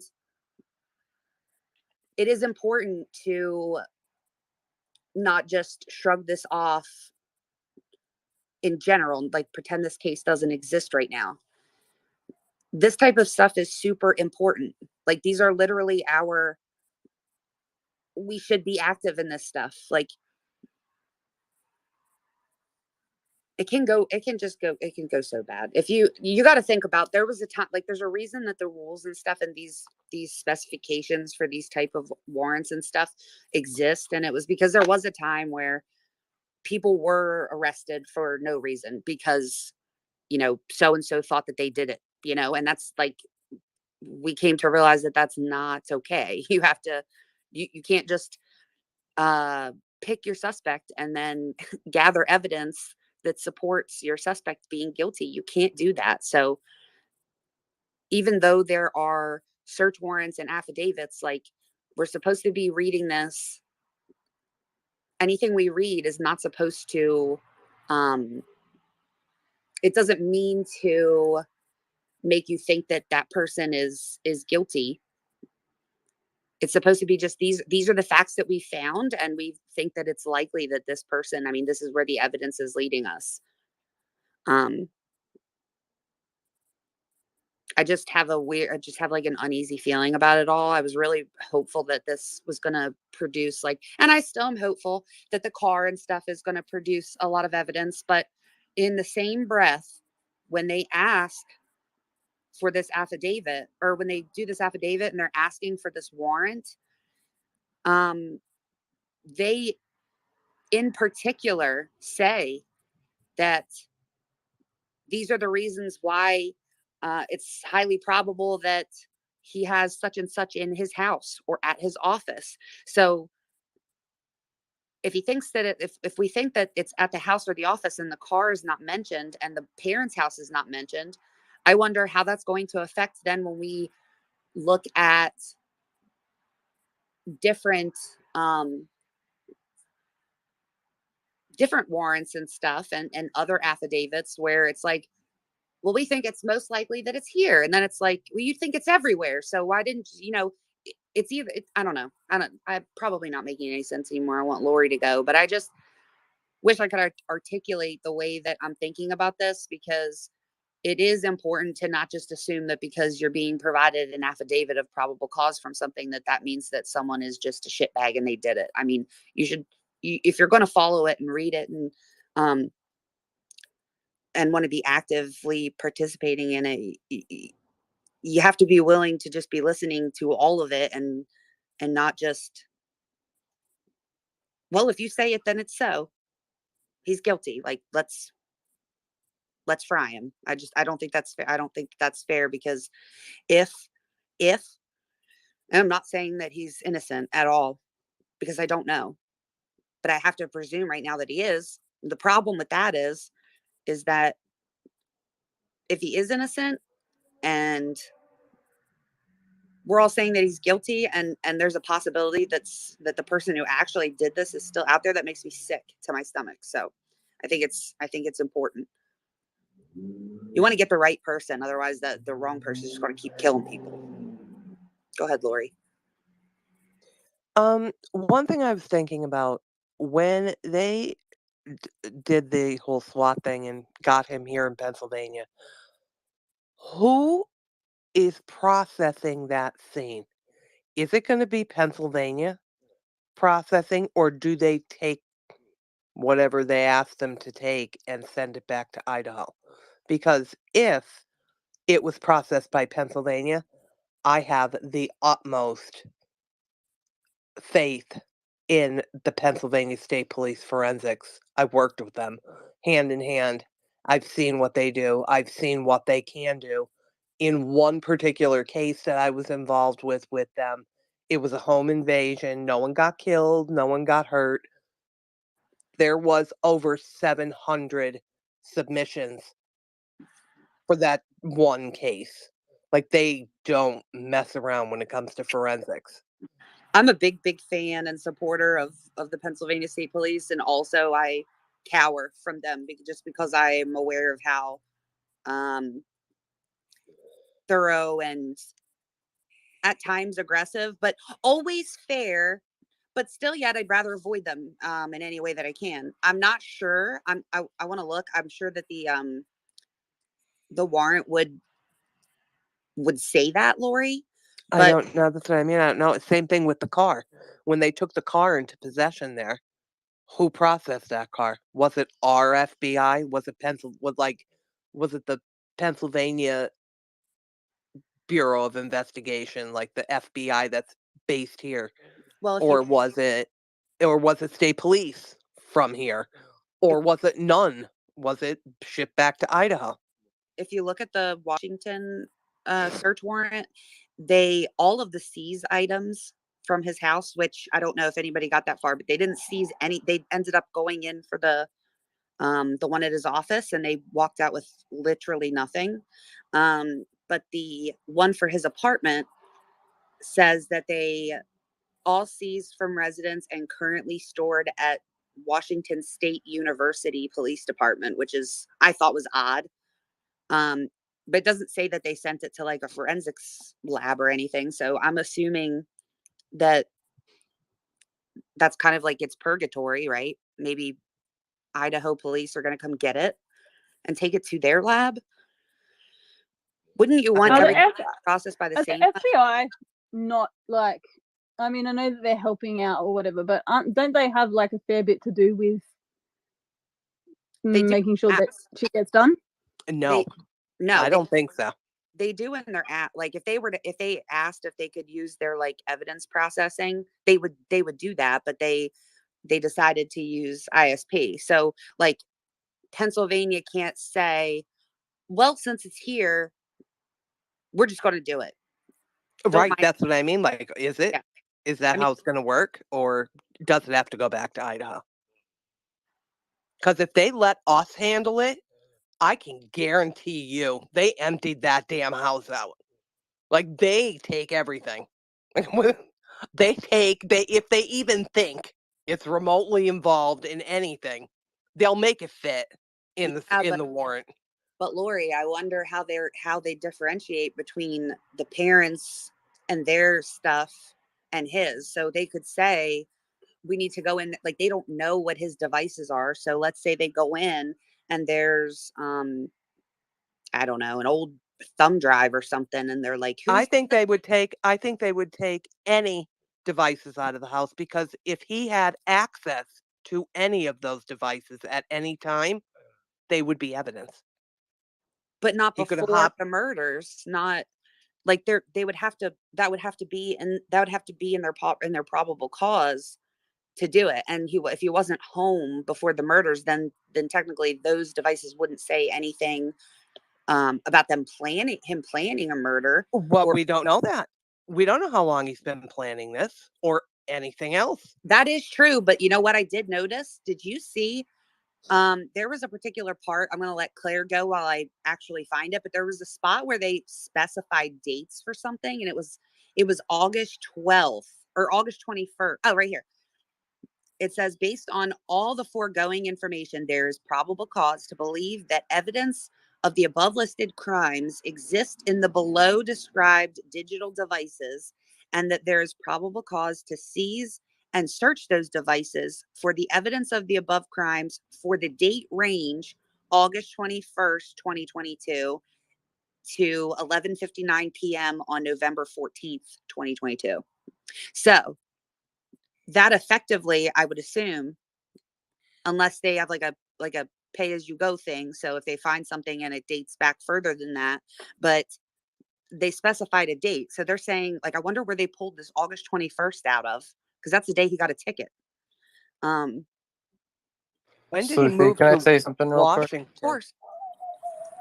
Like, I think a lot of people want to know with certainty that it's Brian that did this, but for me, it's personal because I've fallen in love with him. Shut up, nerdy. Thank you. Damn. It's the little curl up in the top, like it kind of curls over, like Oh my god. Oh my like god. the old Superman. Remember? You better stop before you start getting pin letters. Did you? I'm joking, but you saw that girl that like she wrote like a really long paragraph on Facebook about her undying love. Not her undying love, but she's like really like. There are weird women out there that are like that. It's Serial gonna get wild. stuff It's like gonna that. get. Just wait. Just wait. It's gonna get You're wild. gonna get one? Why don't you write him a letter, nerdy? When did he move to Washington? Wasn't that in August? It was. We don't know. It had to have been before the 21st because he started school the very next day as a TA. The class. That's what I mean. Could that August date correlate with him getting to Washington? Irina was there in June. Yeah, he moved into the apartment. His neighbor said that he moved into the apartment in August, but I can't remember why, because there's just so much stuff that happens, I guess. But I remember having a conversation with Irina actually a while ago. I thought in regards to him moving there in June, but I don't know whether it's just that he finished at the old university in June, and I don't know what he was doing in between. No, there's a reason. There has to be. I remember it might have been a statement by someone, or maybe it was in the probable cause. But he also, I can touch it. No, I'm joking. When he signed up for the when he got his new phone number or whatever, he picked a Washington number in anticipation of going. But I'll go look at the old timeline because I feel like maybe it's in there because I did put a specific date that he moved in, I thought. I But feel like it's in that I feel like it's there, but I don't know because it's I don't know. It's like the Mandela effect or whatever it's called. Everyone seems to remember it being the case, but there's no evidence of it. Well, you would think if you moved into an apartment in August, it would be August 1st, right? Wouldn't you move in on the 1st? No, Yeah, not I mean, necessarily. that's A what lot of places, Leases are case based. a lot of places will prorate the rent. So if you move in on the 15th of the month, or you know what I mean, you Okay. won't charge. I just can't imagine moving all the way across the country and not going to where you have a moment to like unpack and get used to your space before you start teaching on the If 22nd. yeah, but maybe he needed to find a place. But I mean, there's some speculation. He We could don't have been really out know, there do we? June in order to look at places and secure a place. You know what I mean? Yeah, that's what I mean. Like to get settled in and figure out where he's going and what he's doing and find a place and all that sort of stuff. But yeah, I've literally not heard anything recently about it anyway. Go one step better. You move in August, and 12 weeks later, you're murdering? Like, if he did it, you know what I mean? How do you skip a beat with that? Like, how are you doing all this stuff? Pretty wild. Maybe it's if it's his first time, maybe it was just a part of him getting away from home and evolving into a monster So if he did it. That's when why did he I'm get his thinking about the phone? When device. did he get his phone? June, Third. So June. I already think it in was the June. 17th or something.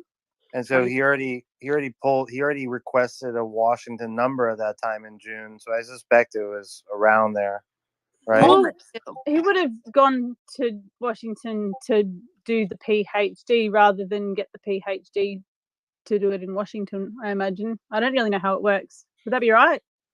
Is it an application process? Like, do you have a choice where you go? Oh, he doesn't have to physically go there to apply, but he would have been accepted before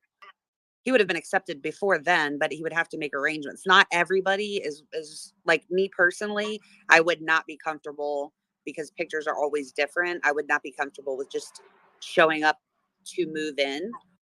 I would go see what it looks like, but Some people do that though. I know they do, but he's They're not like crazy. yeah, he's not like 20. He's not like a 20-year-old that's like he's just I 30 years old. You also note something, Sleuthie, on the warrant. You see it saying it served like his cell phone. You don't see any mention of him making calls. I don't see any mention of text messages to prove his location, to build up that. And the reason I say that is it says he stopped registering to those towers on the 13th or 14th. I think one of those days. You'll know better than I do. But I feel like he's building up this narrative that his phone was stolen, because if you didn't call anyone or text anyone, you could simply say, my phone was stolen and I had to get a replacement on the 13th. And by the way, I just picked a new number because I had to. I don't know. It seems interesting that he stopped communicating, and the warrant doesn't list any communication yet. I mean, we still have a ways to go, but. And then also said then it also said that he was paying in Moscow on the 14th, but they don't believe his phone was there. But I thought the same thing as you, is kind of that it was strange how the way they worded that last sentence was like he never was on the network again. And I thought he either ordered another phone in anticipation of that and then started using it, because they've never said that when he was arrested, we don't know if he was still using that phone number. We don't even know if when he did it, if he was still using that phone number, right? It could be argued that, yeah, he had that phone number on August 21st when he got pulled over. But You saw the phone number is fully listed in this one, right? uh-huh. Yeah. Okay. The thing is, though, is that it just says that so all the other times it says that he was utilizing the cellular resources that put him here, there, or wherever, or in the vicinity of the house, or just around the corner getting pulled over by the police, or at his house, or just a little bit south of his house, all that sort of stuff. But the one where it says that they don't believe he was in Moscow, even though it pinged it, even I know ping's the wrong word, nerdy, but they don't specify a location. They just say Moscow. So like he could have been on the border or whatever. Do you know what I mean? Like it doesn't. I for ages I was doing my head in, and then I was rereading it. And it doesn't. Yeah, it doesn't specify an actual location. And the thing is, as well, is like just because it hasn't communicated with Moscow towers or whatever, it doesn't mean it hasn't communicated at all. And when I was mapping it out today as well, like there's a lot of like there's times where they say, you know, like his phone was consistent with him traveling the whole of highway 90 something or other to get to Snake River. Do you know what I mean? Like there's plenty in there that they're not. There's a lot more in there that I think that they've got in terms of pings, or what do you want to call them, than they put in there. I don't know how useful they'll be, but The problem is it's really all they're going to have, right? Because if you turn a off lot your of phone during the circumstantial. crimes, It seems that way, doesn't it? Oh, it really does seem that way. That there's a lot, like I don't know, like with so much. I mean, it might go all right, and I don't know. I just keep thinking like the FBI are involved. I don't know. Maybe I've got a false. We don't have them here, so maybe I've got like a false TV trust. But I don't know. I just feel like it would be a major fuck up if this went sideways. I find it interesting that the FBI was so involved, like from the very beginning, like 40 plus agents, but no affidavits from FBI. That could be because maybe they were just doing oddball stuff and not other things. But I was thinking like the Delphi case, how that search warrant for Ron Logan's house was written by an FBI agent. And especially now that he was in another state. So now in multiple states actually. So you have the potential for like him to have disposed of evidence in other states and things like that. I just wonder. I don't know why I feel like it would hold more weight if it was an FBI agent. So what case was that? The Delphi case. Thank you. Uh-huh.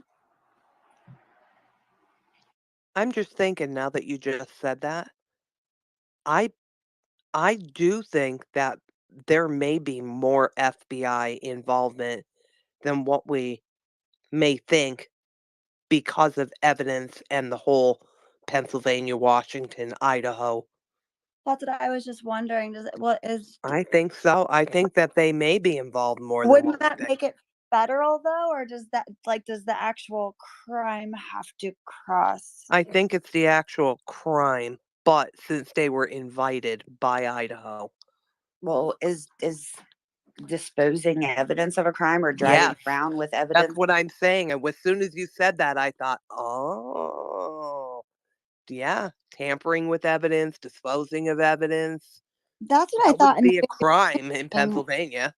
I mean, we're dealing with 3 states. That's crazy. Like we're not just dealing with like his arrest in another state. Like we're dealing with search warrants in 3 states.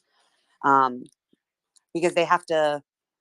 I mean, they're tracking him and his pings and stuff, and going through.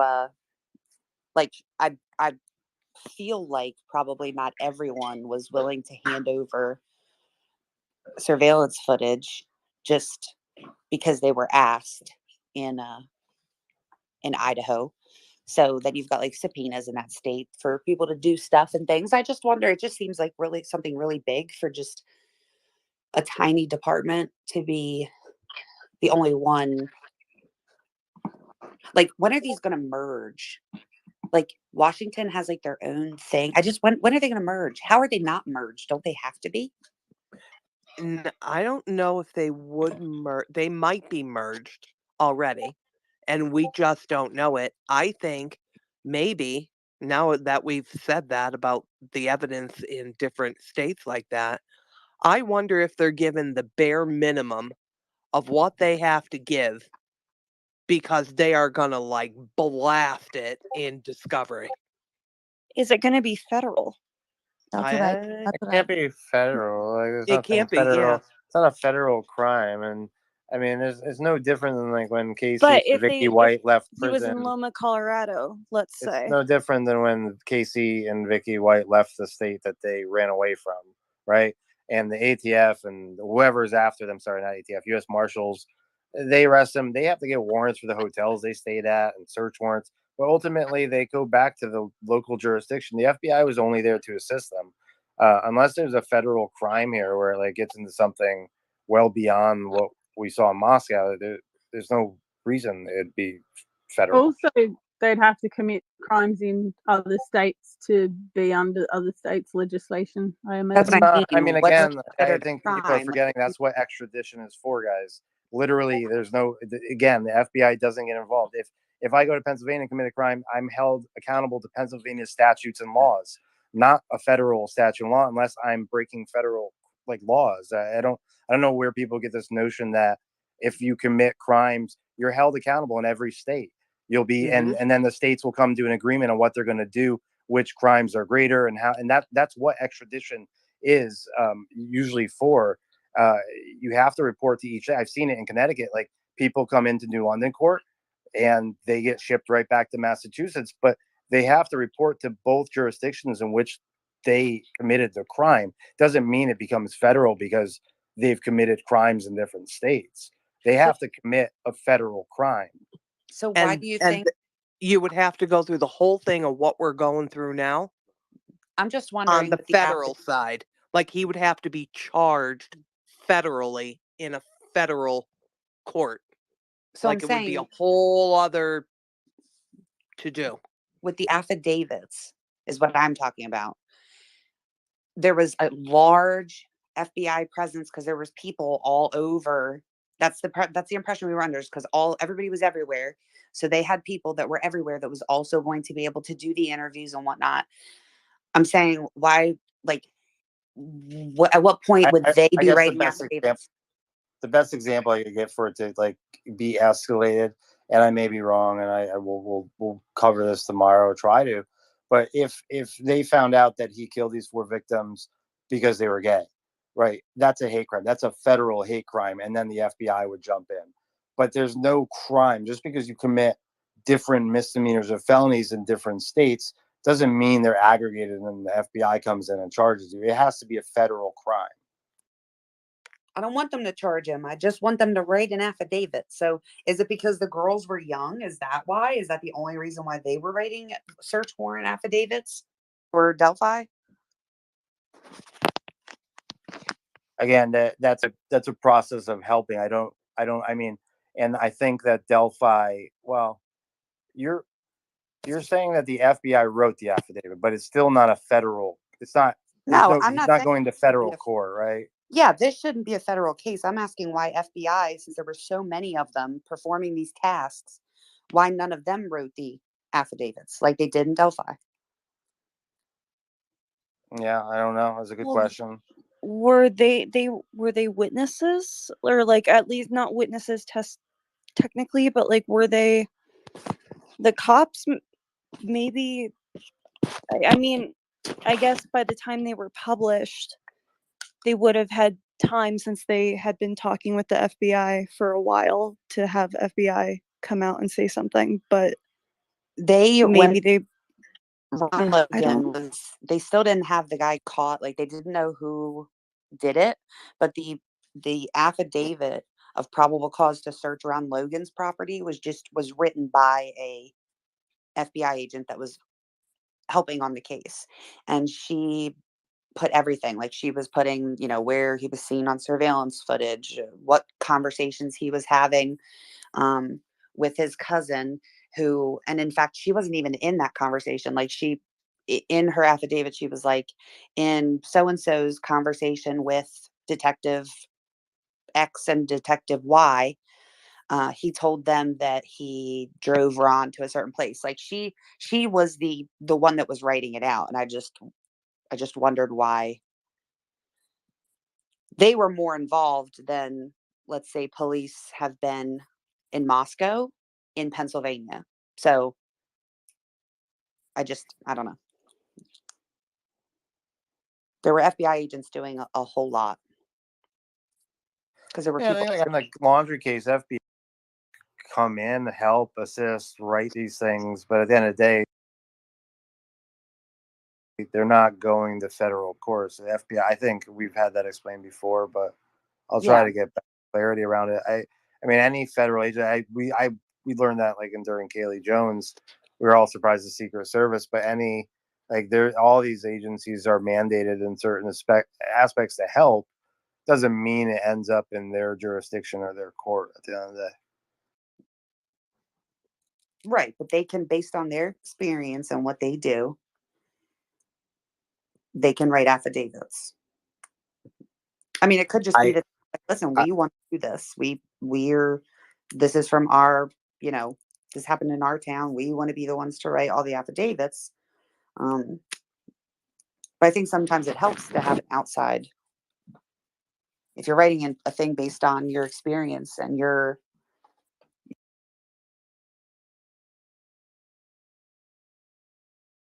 perception of things. I mean, it could be just who's the best lead person to write that affidavit, right? I mean, that FBI agent could have been with that case from the get-go, may have been connected in some way to the pornography case. Like this case, that Delphi case went all over. Yeah, I'm thinking definitely.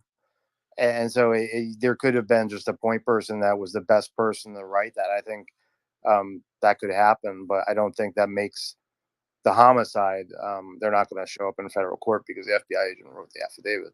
Why do you want this to be a federal case so bad, Nerdy? Nobody's saying that but you.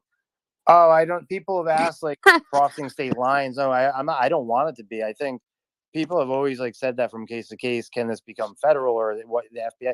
It doesn't become federal because you go across state lines. So the reason I asked, I thought that it did is if the crime crossed state lines, basically just what you just said. And I don't know why I thought that, but I feel like I've thought that ever since.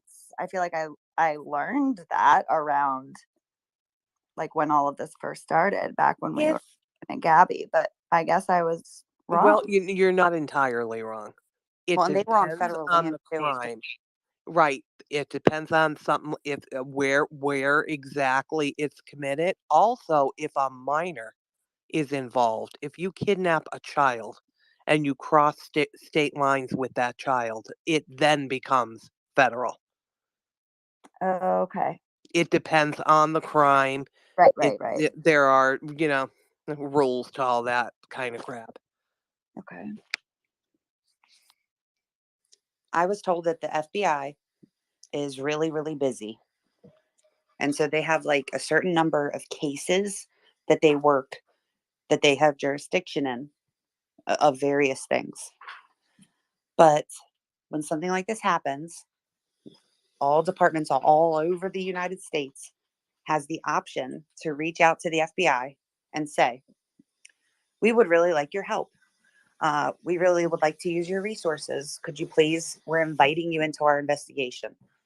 Then they open up something that's not even really a case, but it's a police cooperation case. And they basically just open up a folder and say, this is so that we have an open line of communication with such and such a department because they asked for our help. We will help in any way that we can with however many people we can.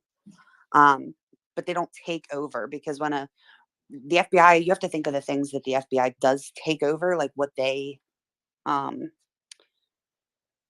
is in their jurisdiction. And it's like major crimes and money and things like that. So stuff that takes up a lot of time, but they do offer their resources because they can go anywhere. So let's say, for instance, that Pennsylvania has a better department or scene processing thing and evidence and stuff. They can't just be like, someone from Massachusetts can't just call and be like, hey, can you like interview all of our people too and process all of our evidence, because your stuff is way better than ours. But the FBI can go anywhere, but they won't take over unless it becomes a federal. I mean, if it's a federal crime, they will, but they don't go in and say, hey, you're not equipped to do this. You guys haven't had a homicide. I don't like how you're running this, so we're going to do it. They can't do that. Well, there's also benefits to FBI coming in too. Like, I mean, if you need airport surveillance, right? Yeah. That's TSA, that's a federal agency, or DHS. You have different resources for depending on the crime, and Yeah, and Anyways, they definitely say most departments will say, and I think there's certain buzzwords that get thrown out, and they know that it'll bring FBI resources, but they're really just like in it for the resources. Not so that it'll be a federal crime or for the FBI to take over, but they want to use their resources.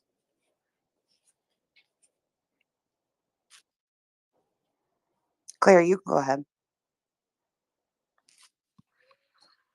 I was gonna say, you had started saying something like, don't you wish that they would have been more involved, or like having them in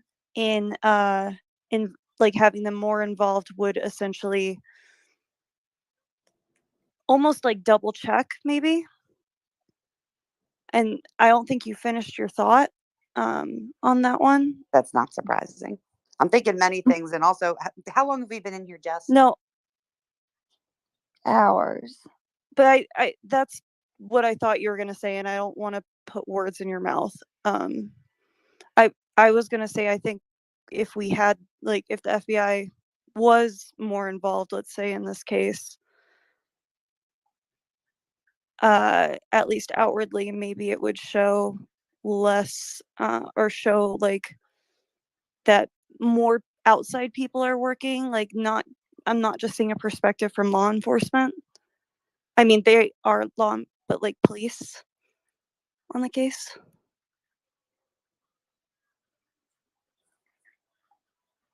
Jess, do you know how to answer that? I'm not sure. I was gonna, so if law enforcement are involved, like less biases essentially, or if FBI, excuse me, almost like double checking, right? Like making sure Oh, things. you mean like are they watching every step of the investigation to make sure that you're doing it properly or going in the right direction or not filling out affidavits that have It would are they just like proofreading your affidavits and stuff? They don't do any of that stuff. Like they wouldn't say um they wouldn't like double check. I was just gonna say, I don't really think that they're double checking anything really. I think they're really just making their resources available if needed, if I understand correctly. Okay, thank you. I have heard people say that, like kind of like, well, I feel better because the FBI is watching over this. And I think people think that like the FBI is approving certain things or telling them what ways to go or to look and stuff. And it's not that involved.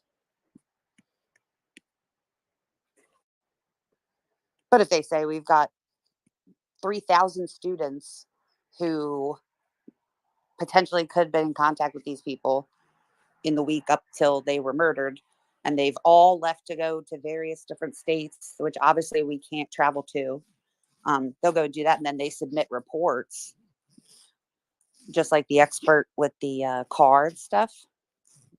That was an FBI expert.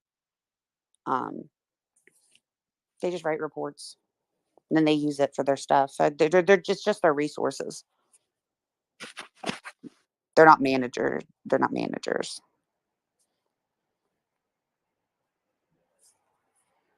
If I could pipe in, hey everybody.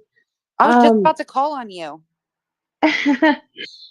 I'm sorry, this is the first Twitter Spaces I've ever jumped on. I'm normally just on YouTube, but Welcome. I remember that if it's on a federal land or a state land, like Gabby or Delphi, that's when the feds tend to take charge, if I'm mistaken. But honestly, it is just to guide and help them with more resources, or if the crimes are committed over states and travels through. So if it's on a crime spree, of course, or if it's some major crime organization. But other than that, the main local jurisdiction covers it, and the feds just guide it, from my understanding, unless it is on state property or state land, federal land. Yes, yes. It's Does that not make sense? true. That's not always true. State and federal can share concurrent control and over certain land.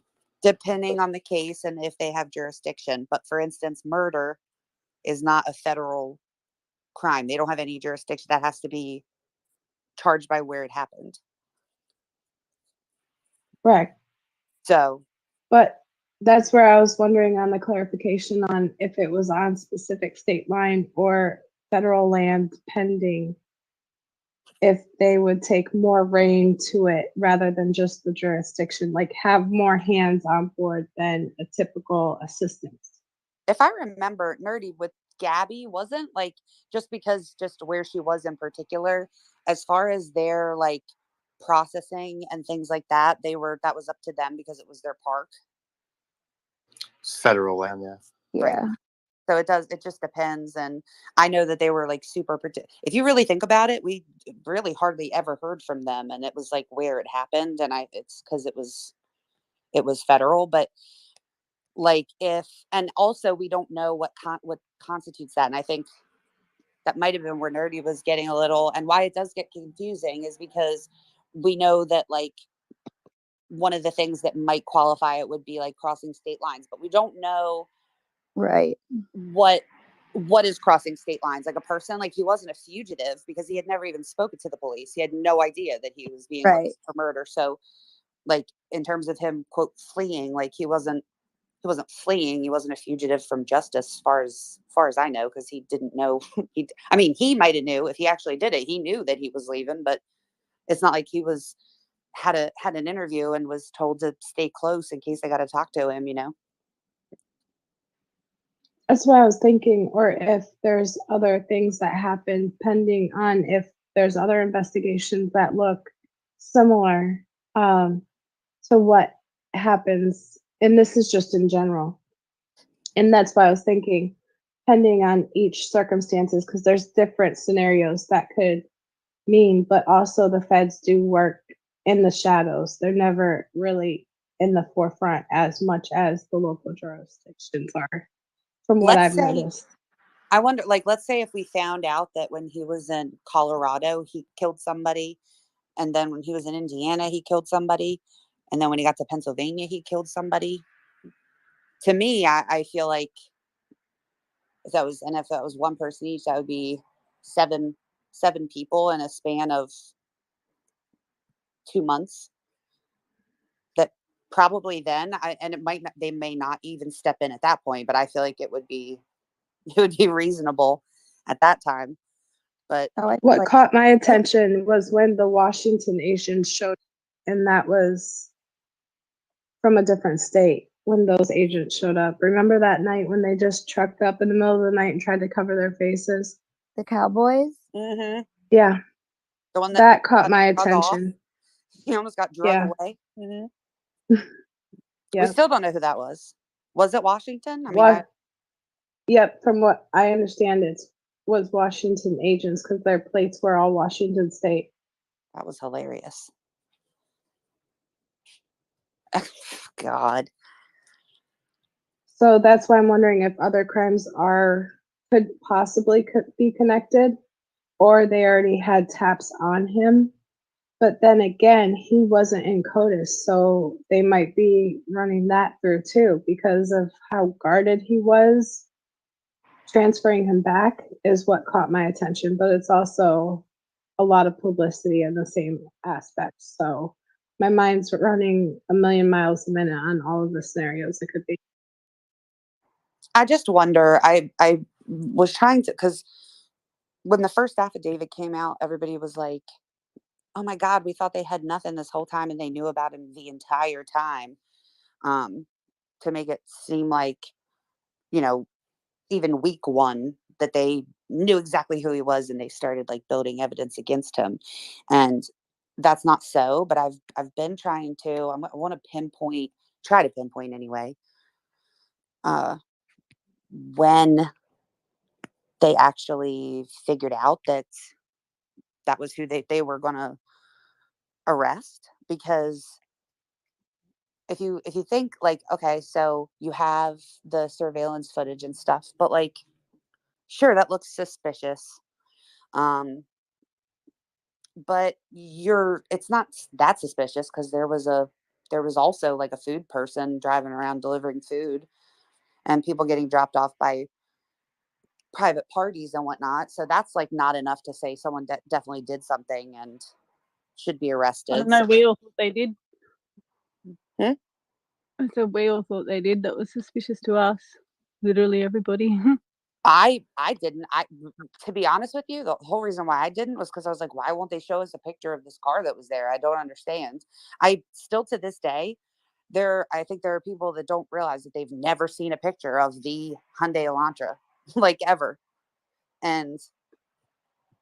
But they I could do think that. that's because once they figured out who they were going after and what he was studying is what really caught their attention. And also, I can verify, I don't know if anybody else looked it up, but I did between the 12th and the 15th, pretty much all the traffic cams you don't have access to because they have the traffic cams that you can get to see the snow on the road. Mhm. And between those time frames, it's completely no access. Well, and they started pulling the logs, the service logs too.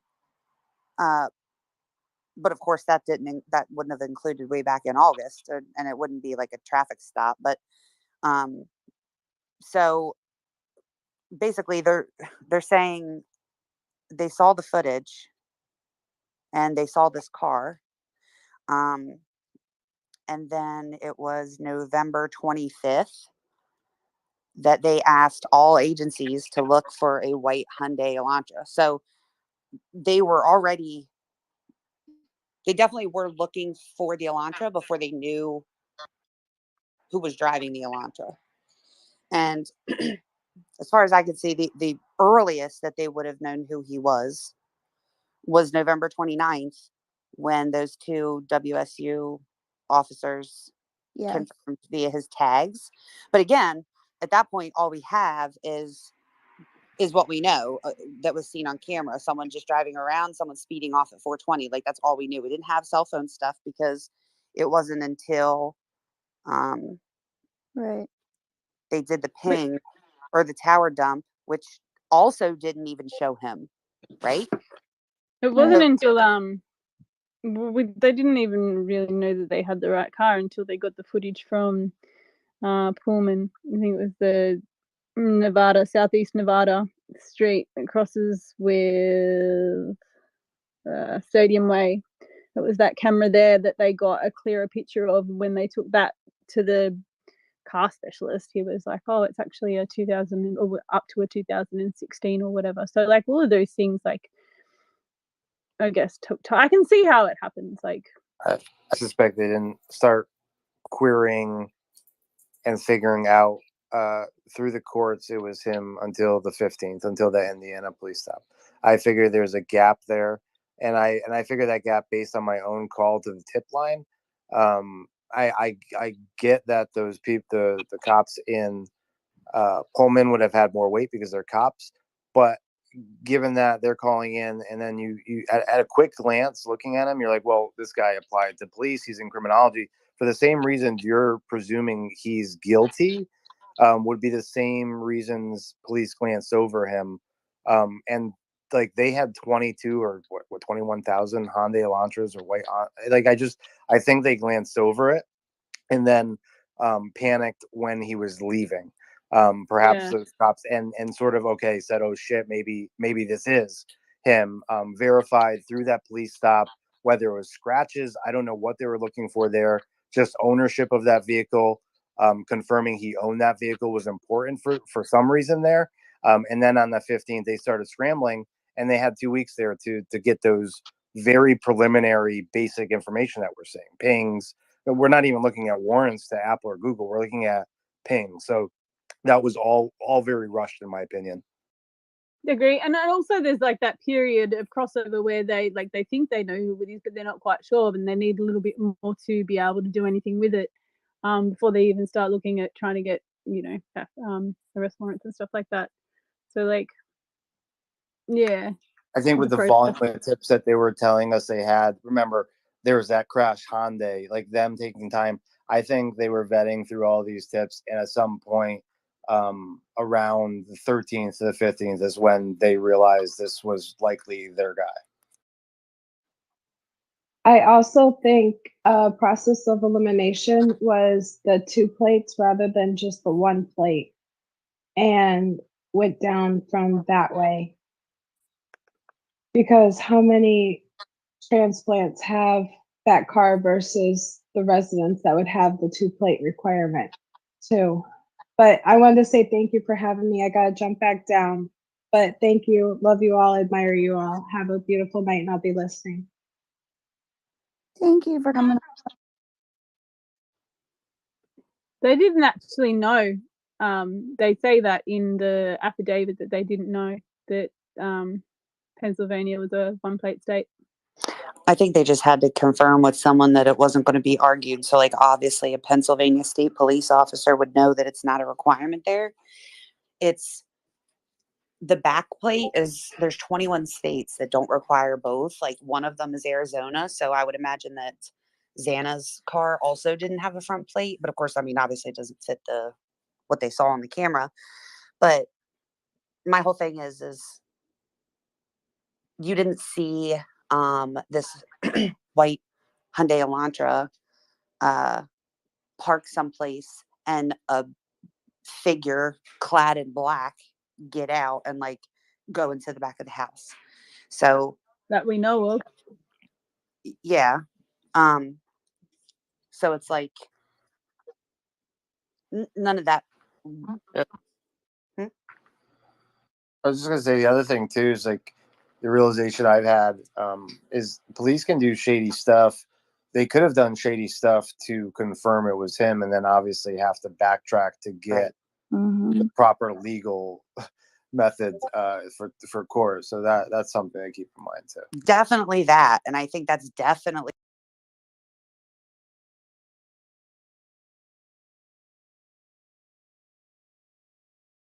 it. And I was just saying this to everybody either today or yesterday, was that it feels like that. And most especially when I think about all the people that and things and situations that like immediately they were like, it's unrelated.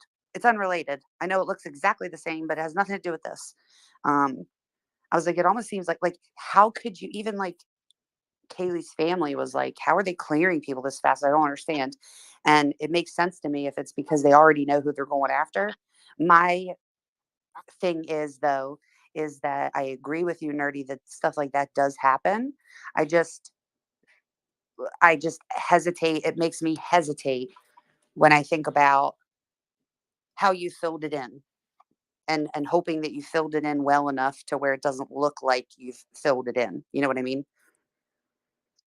Especially when the person you're chasing is studying the very Yes. thing that you're in the profession of doing. Exactly. That, and that's always been my concern. As I say, he's not a normal person. So like, let's say he did do this, like he already knows exactly what you're going to do. He's been studying it for years. Just like somebody was talking earlier about victimology, and they said that we were like victim shaming or whatever, and I was like, are you kidding me? Like, this is, first of all, it's super important. So, and the difference is that if I say, does he possibly know them because one of them was on Seeking Arrangements or had such and such of an account, like, it's not because I'm judging them at all. And I feel like when you say you're victim blaming and please shut up, like, it feels like you would judge them because you're acting like if that's true that it's like appalling, and it's, to me it's not. It's just, what if it comes down to, and I bet it will come down to, if he is guilty, he chose them via victimology, which was what he was coming to be a doctor for. So I feel like it's important to look at that, because if it is random and he didn't know them, I would be willing to bet that he based this off of some type of victimology. But he knows what they're doing, and that's what bothers me. So he knows all about this evidence. He knows how it's all supposed to piece together. And that would be really awful if it would come back to bite them, where he and his defense attorney were able to prove that that evidence ended up being fit to their suspect instead of the other way around. That would be really terrible.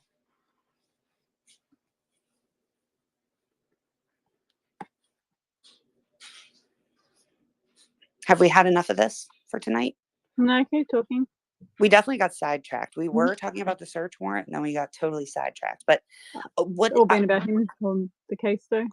Quick before we go, though, like, what do you think about that? So I found it super interesting that we got that article that said that he like often had an Asian girl at the house, and then all of a sudden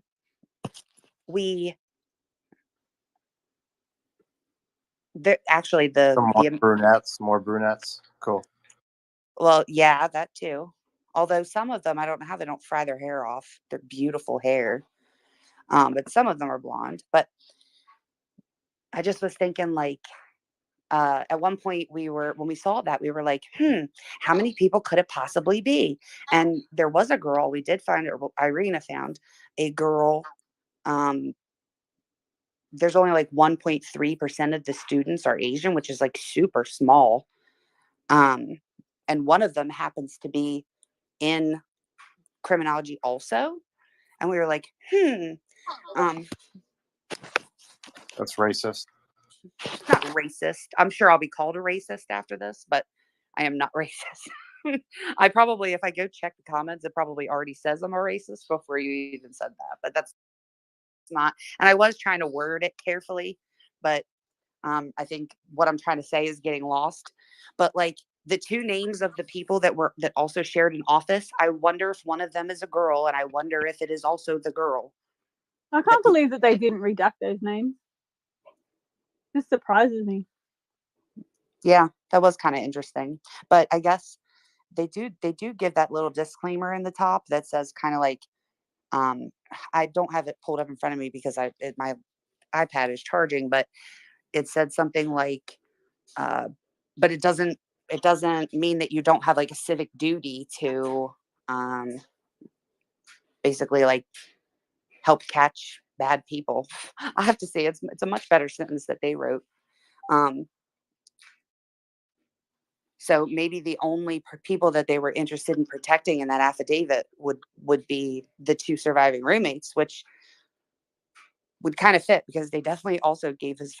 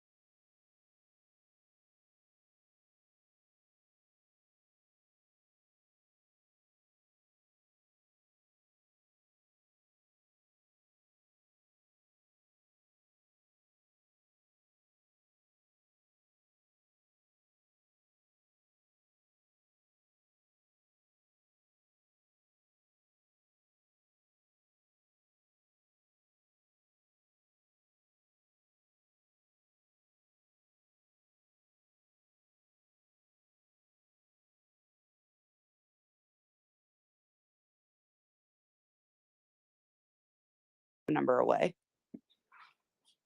The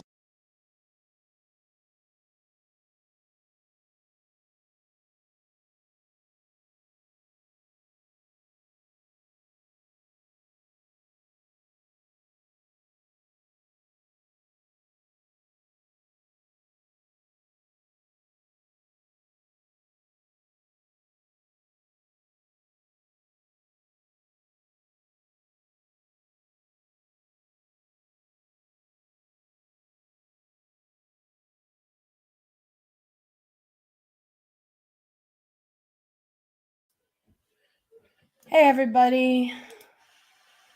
Thank you for joining me.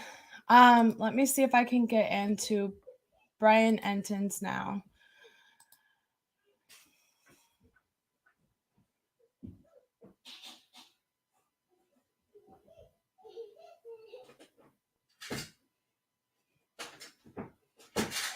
Yeah. Whole thing. And here yesterday, I was like, wait a second. Hold on. 7.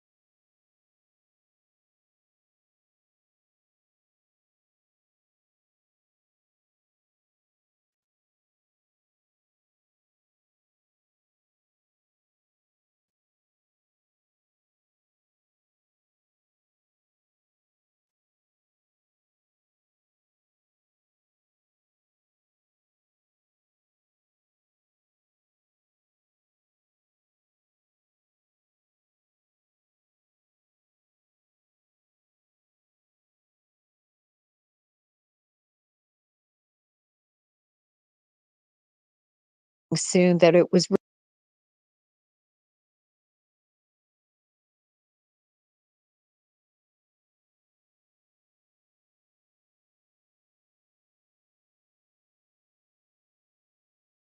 Brian.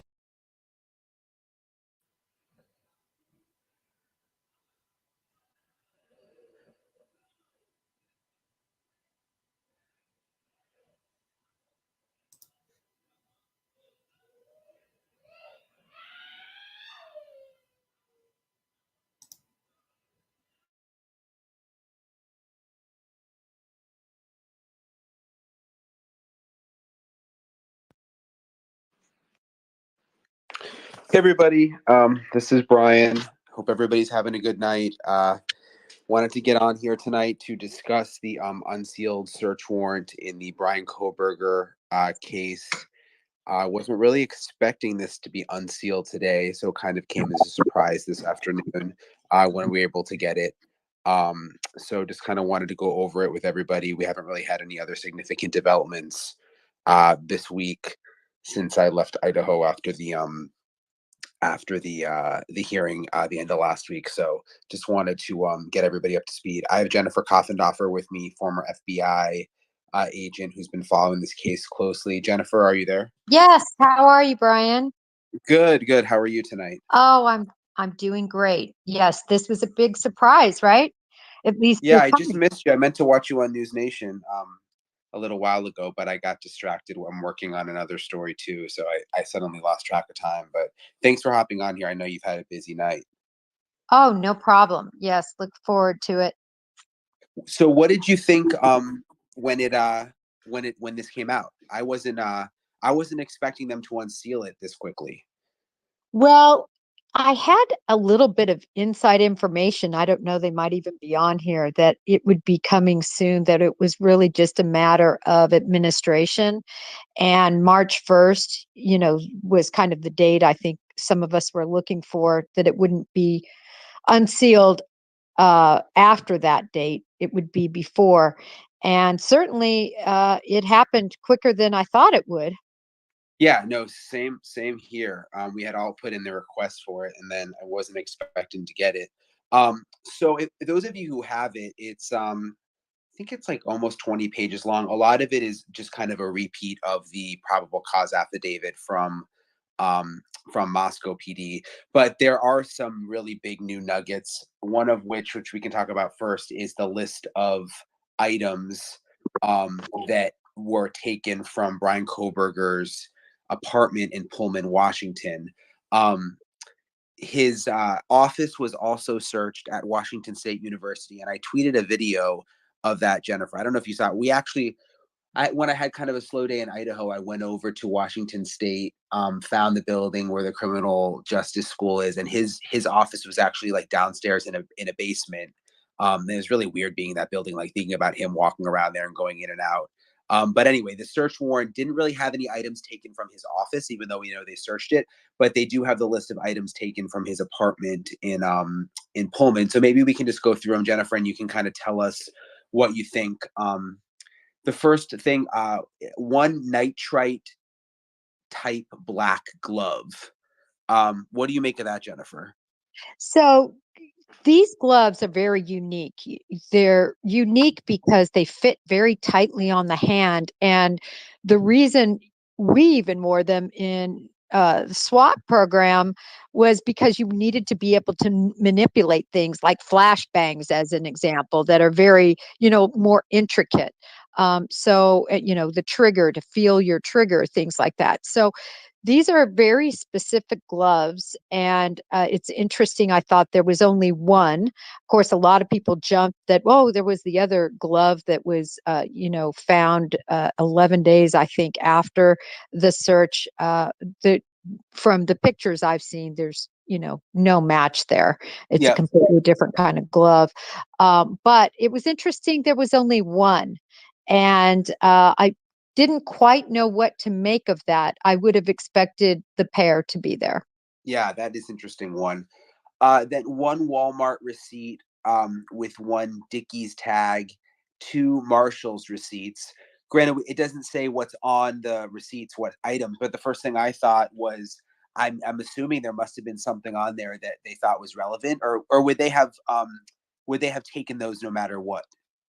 No, I think that they were relevant, possibly disclosing clothes or other items that he purchased, maybe those Van shoes, as a possibility. I think they're relevant. Interesting. Dust container from, I don't know how to pronounce this, BISSELL, Bissell Force, Power Force Vacuum. Is that common for them to get a dust container? Well, first of all, Brian, are you not, you don't know about vacuums? That's Bissell. Bissell? Yeah, I'm not like a big vacuum guy. I'm not a big vacuum guy, no. Okay. No, this I do made have a a vacuum, but I'm not like a vacuum aficionado or anything. Yeah, I'm just kidding, but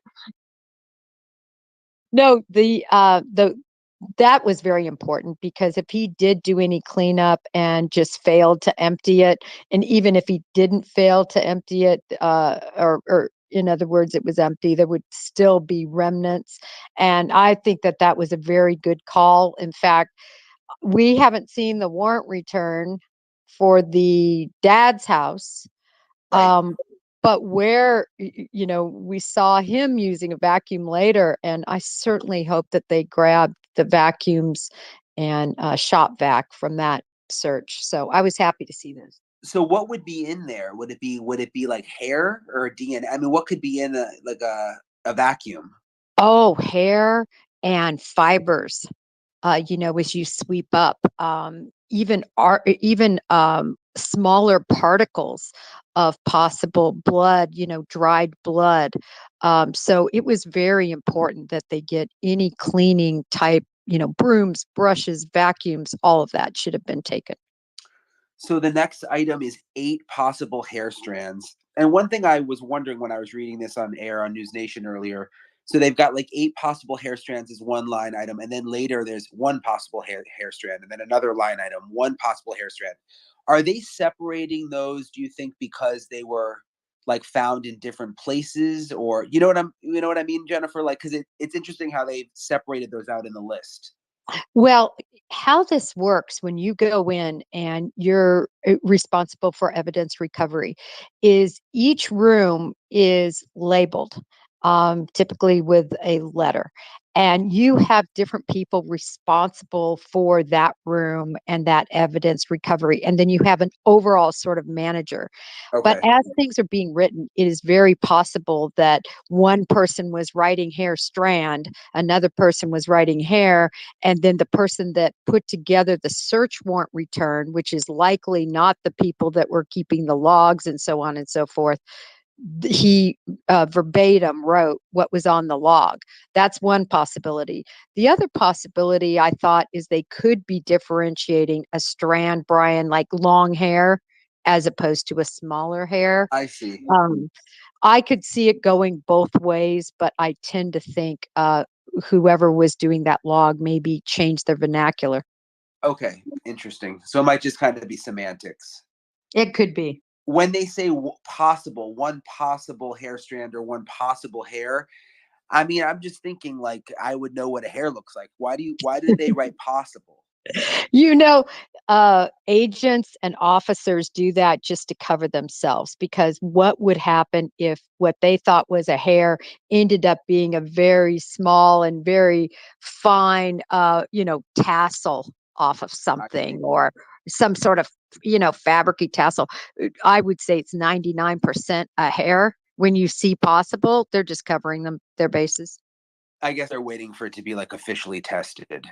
Yes, exactly. They want to get the test results before they say absolutely a hair. So then there was one Fire TV stick with cord plug. And I think when I don't have a Fire TV stick, but I've seen them at like Airbnbs that I've rented. I think it's kind of like it sticks into the TV and it's you can access Netflix and other shows through it. I wonder why they would be interested in that. Yeah, the streaming, right? Any and all streaming can go through a Fire Stick. Right. I think it could be interesting to know what he was watching. Remember, I think also, as I understand it, you can stream things like YouTube, Yep. apps through that. So all that could be very telling. I mean, if you look at the Anna Walsh case, which is in the news right now, Brian, I'm sure you've seen it. It's amazing all the things he was looking at, and it's possible Brian could have been using that Fire Stick to access apps about how to, from YouTube. So Yep. I could see Yep. them grabbing it. So we've got a lot of possible hairs, possible hair strand, and then one computer tower, which obviously would be very important, I would think. Yes. Yes, that's key. The computer tower. And I have to say, I was really surprised that they didn't take anything from the office.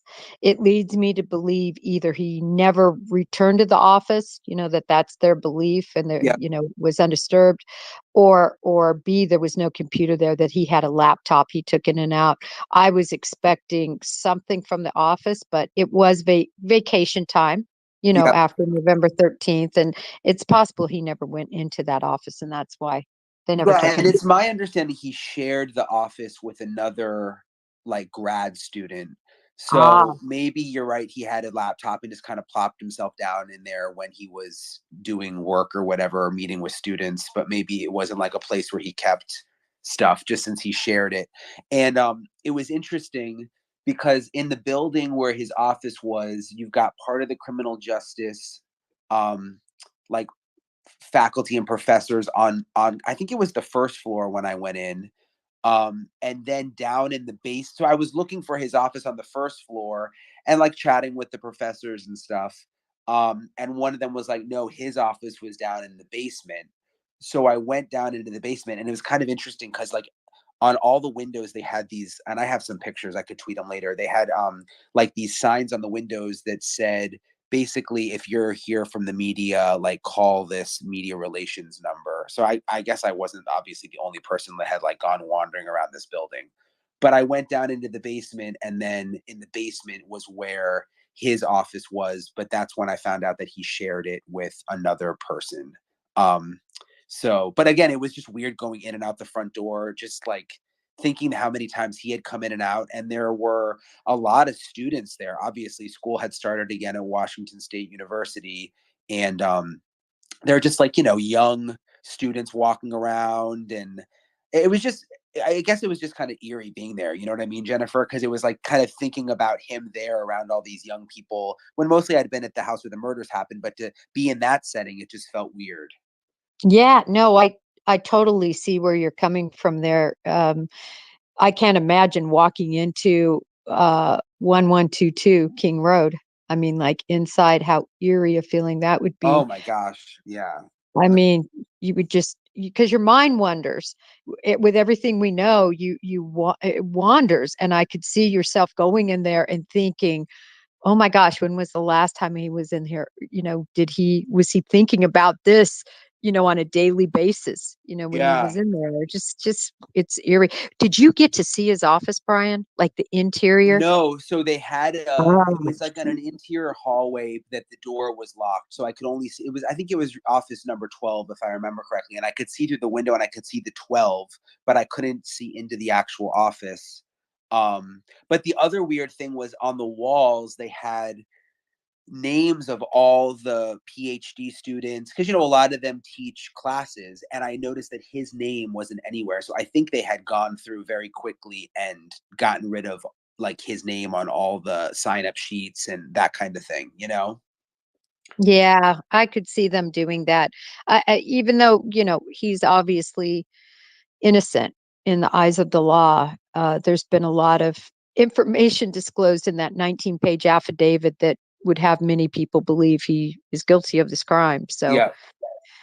Well, let it me makes keep going sense. down the list here. So the Sure. computer tower, one collection of dark red spot, and then it says parentheses collected without testing.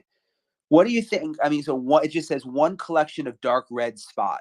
What does that mean to you? Oh, that means they believe that that's possibly blood.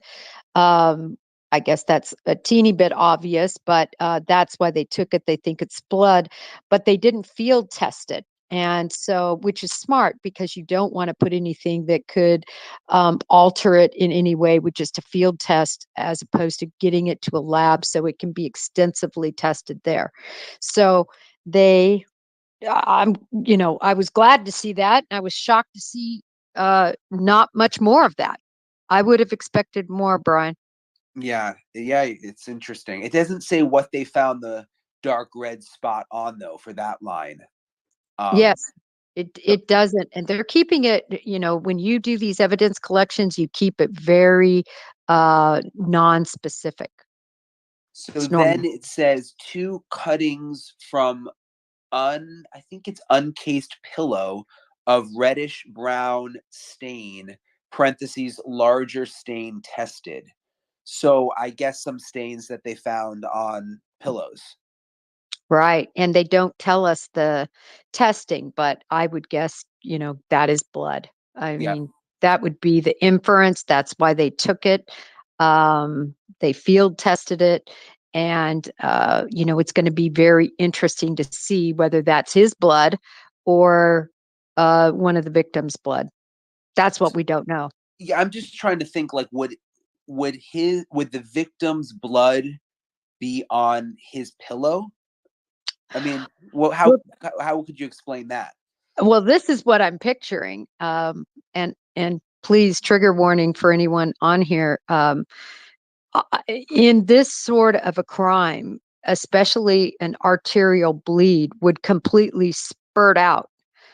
Venal bleeds, no, but arterial bleed, yes. So I would think he would have had blood on his hair, blood all over. Now, I can't imagine him not washing and going to bed and using a pillow, for heaven's sakes, to sleep on with that. But we don't know.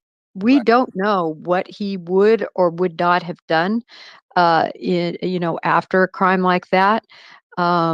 So it's possible, Brian. And then the last item here, two top and bottom of mattress cover packaged separately, both labeled C, multiple stains. So 2 top and bottom mattress, I guess it mattress covers. It's kind of weird the way it's written. Um, so multiple stains on mattress covers. That something, and then it says parentheses 1 tested. So I guess the same thing. It could be something connected. Right. I mean, what did he? I don't know whether we don't know what he used that for. These mattress covers. Was it on his mattress and he laid down and, stained like that? We don't know what he did, but this certainly gives us a little bit of a window into that, unless he used those mattress covers to put something in that would have been soiled with blood. But that makes less sense to me. Yeah. And then the one I skipped over was 1 possible animal hair strand, which I thought was interesting because I immediately thought back to Kaylee's dog. Right, I guess Murphy. they could try to yeah, Murphy, they could the doodle, they could try to connect that possible animal hair strand back to the dog. I mean, is that what you think they would be doing? Well, the big problem with all these hairs is, to me, it's a principle, not to get too fancy, right? Lockhart's principle that basically on a crime scene, when you go to a crime scene, you bring things, and when you leave the crime scene, you take things. And that holds true too for apartments and anything people go in and out of. There's no way you don't leave something behind. So when you think about that principle, I was thinking about this apartment, all, different people who would have been in there, transference from, his father being there. Uh, Brian, did you report that they had a dog, the parents? Yeah, so when I went to their house, um, I believe they do have a dog that they had. I'm trying to remember. I think they had the dog, kind of in a back room because we were all just meeting in the living room. So I think Kaylee's parents do have a dog. And what about, did you do any reporting though on the Coburgers? Oh, I'm sorry, the Coburgers. Um, I don't know that they have a dog. I went to their house and there wasn't a dog barking or anything like that when I knocked on the door. Um, so I don't know, but they definitely. I mean, there wasn't I didn't see a dog or any signs of a dog, but there could have just had like a quiet dog. Right. I guess the point is that, a hair could have been left there weeks ago, or months ago, years ago. So it'll be interesting to see if that dog hair pans out to be anything of importance, and that is the same goes for all of those hairs, Yeah. because of all the different people that would have been in and out. But you never know. The other thing is, just with Murphy, my understanding is one of the biggest pluses about a doodles are they don't shed. Right. Right. That's a good point. So there Um, wouldn't be as much hair, right. There wouldn't, and but they we still don't. shed a little. Yeah. I mean, it's going to be very interesting to see what these hairs test to. And of course, they could just be Brian's. They could be the father's. So many possibilities, but at least they took them.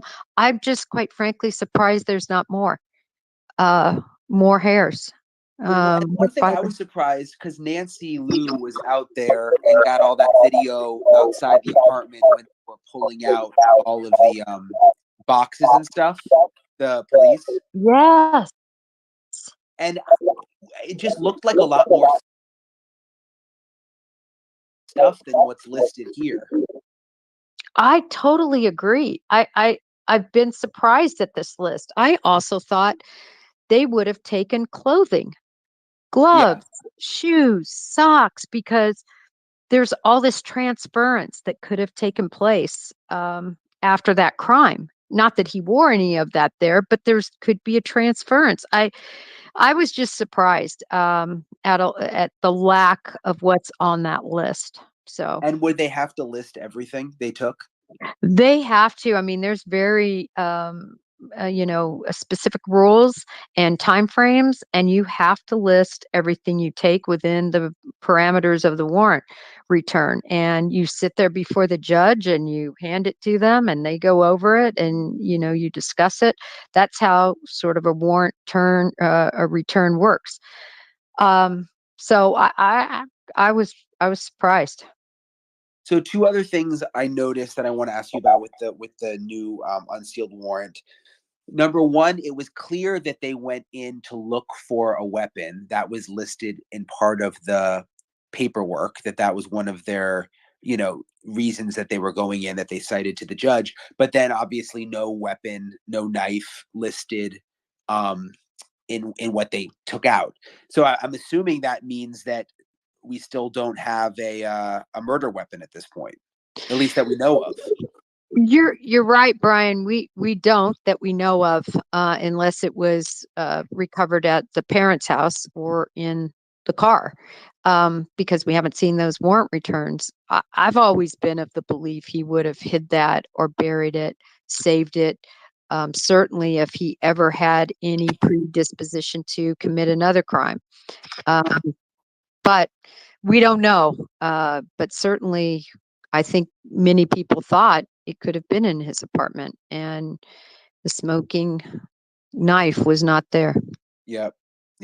If anyone has any questions for Jennifer, you can just comment underneath the like on the tweet where I tweeted this spaces, and I'm going to go through those in a second. But one other thing I wanted to ask you about, Jennifer, was when I was reading over everything, there was one part where it said that the victim's home contained a, quote, significant amount of blood, spatter, and cast off. And again, this was in when they were writing up why they needed to search the apartment. We don't have the autopsy reports. We've heard from the families that this was a brutal murder, but this was one of the first times I think I had read it in black and white when they said, quote, significant amount of blood, spatter, and cast off.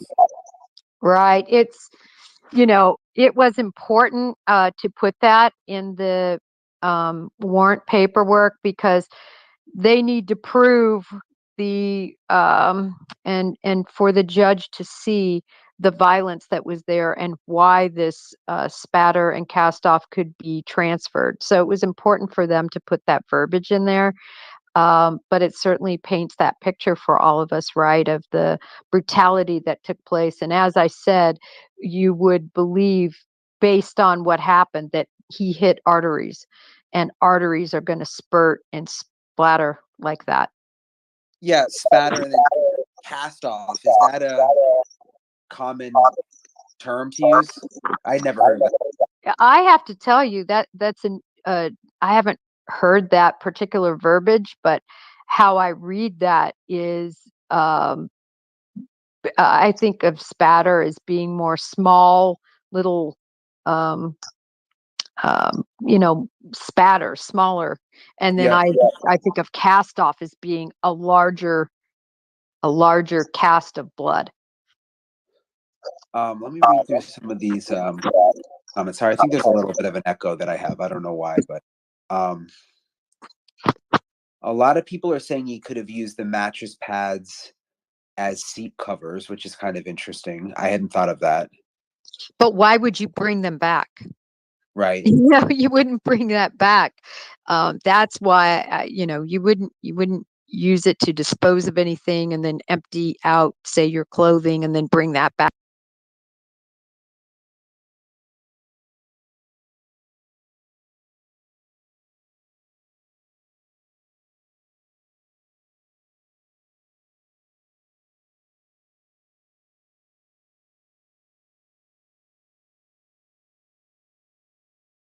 Or seat covers and bring that back. I don't believe that would be unusual. And he, like you mentioned earlier, he's innocent until proven guilty. But I mean, a lot of the things he's done as someone who, if he is in fact the killer, as someone who had all of this expertise and was getting his PhD in criminology. I mean, he kind of made a lot of mistakes, though. Totally agree with you. I always say a lot of people are good behind the keyboard, behind the pencil, they're book smart, but he didn't think through, I don't believe, a lot of his moves. And that's part of being a narcissist too, right? He thinks he's going to get away with it. He fantasizes about it and he plays it through thinking, oh, nobody's going to see this car, and doesn't think about dropping the sheath or it dislodging.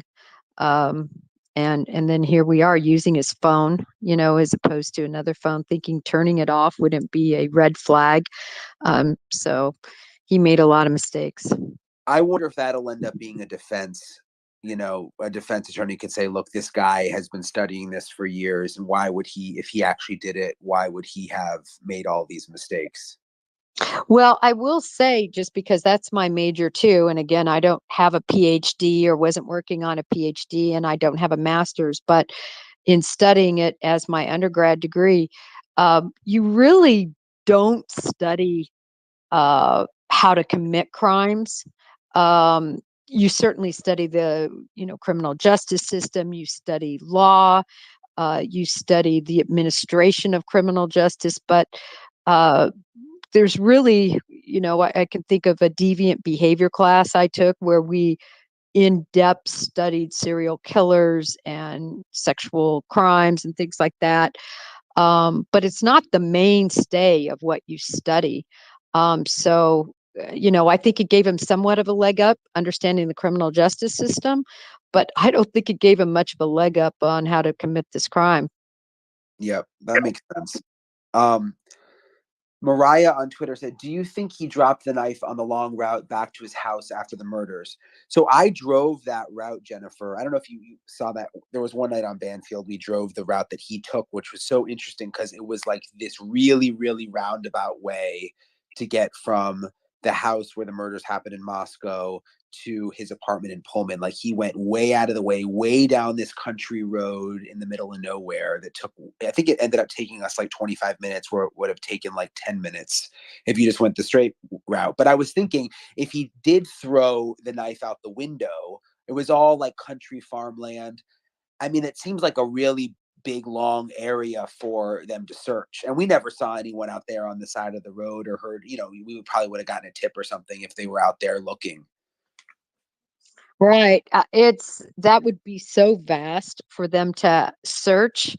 And, I've always been of the belief that when he left, like you said, in seeing how elongated that route was, that he stopped and buried or stopped and otherwise disposed of the large part of what was incriminating, inclusive of that knife. Yeah. So someone was smart and just posted pictures from when Nancy got all that video of them pulling stuff out. And now I'm looking, it took some screen grabs. Some of it is the stuff I can see, the computer tower. I think a lot of it would they have brought a lot of supplies in when they were doing the search warrant, like bags of stuff, paper bags of stuff? Always, yes. You have your tech kit, and yes, you do. Boxes and these leather suitcase, briefcase things we discussed at another time. When you saw somebody bring that in, I don't remember when you saw that agent go in or crime scene. Yep. Analyst go in, and I described that as, oh my gosh, that's what was in my trunk of my car for years. Yeah, they do. They bring a lot in. But I also thought when I saw those images, Brian, I thought we were going to have a true treasure trove. And I'm still a little bit just surprised at the lack of what was found. That does explain, though, some of those big bags they were carrying out. Maybe that was just their some of the stuff they were using. I hadn't thought about that. Yeah, that's very true. I'm just reading through here to see if there's any other good ones. Let's see. A lot of people thinking that those mattress covers were car seats. Could have cut himself and bled on the pillow. That is true. I believe that too. That's what I was saying. It's, is it from him or is it from them? At the beginning of the spaces, some of this blood and everything, it could be from a cut he sustained, and a cut that was, in other words, in that frolicking state with this knife being used, it is absolutely usual to nick yourself on these types of stabbings. And, I think that could be the case, that it's going to be his blood. A lot of people are commenting that doodles do shed, Jennifer. Oh, So good I to had a know. feeling the doodle owners were going to speak up on that one. I think they I do shed a love little it. bit. Thanks, doodle owners. Yeah. All I have is a beagle, and he's a walking hair depository. Hairs everywhere. Do you still have the dog that you rescued? Was it your son's? Yes, the beagle. Is that The the beagle? my beautiful Simba beagle, but it's not mine. It is my son's, and this is a side note. But my son was going back off to college after break, and they would not allow him to take the beagle because they said he was just over 20 pounds, and you can only have one 20 pounds. And so my son is heartbroken, and we've got to somehow get this dog to him. But now you've got the dog, so I you're not so heartbroken. If I remember, you were telling me how much you love that dog. Oh, I love it. He's laying right next to me right now. So a lot of people are commenting about the car, about what they may have found in the car. I mean, that's a great point. That would be a separate search warrant since the car was located in Pennsylvania, and that is still sealed to my knowledge. We don't know what they got from inside the parents' house or the car, but I mean, it seems like they would have really like tore that car apart, Jennifer, searching. They would have, and that is one of those searches that is going to be evidence response, recovery team intense. They're going to be, looking at as an example, the pedal, the pedal for trace blood, anything that he could have had on his hands reached glove compartment, just putting his hand on that upholstery if it was not covered. You just cannot hide blood. You can't hide it, and it's going to be recovered if it was there. A few people talking about the knife, saying, couldn't they use a metal detector along the route? I mean, it was such a long way. I mean, I guess they could, but again, having driven it, and it's very, very hilly out there, snow off and on, it seems like that would be really a lot, but I guess it's possible. I mean, it would be great to get the knife. Certainly law enforcement would want that, but this case is made without the knife. It's again, you want it, but it's not going to break the case not having it. Yeah. Let's see. Someone says, Suzanne asked Jennifer, could he have changed his clothes before going into the apartment? And if so, could he carry stuff in, transfer stuff in, even if he changed his clothes? Oh, absolutely he could. Unless every square inch of his body was covered. And even then, him taking off those clothes, there's going to be a transference. Pulling it off over his head or even down over his body, there's a possibility of transference from whatever was on there, his mask and his clothing, that would have gotten onto his body, and the other clothing that he would have had to have changed into, which is back to my point that I was surprised they didn't take any clothing.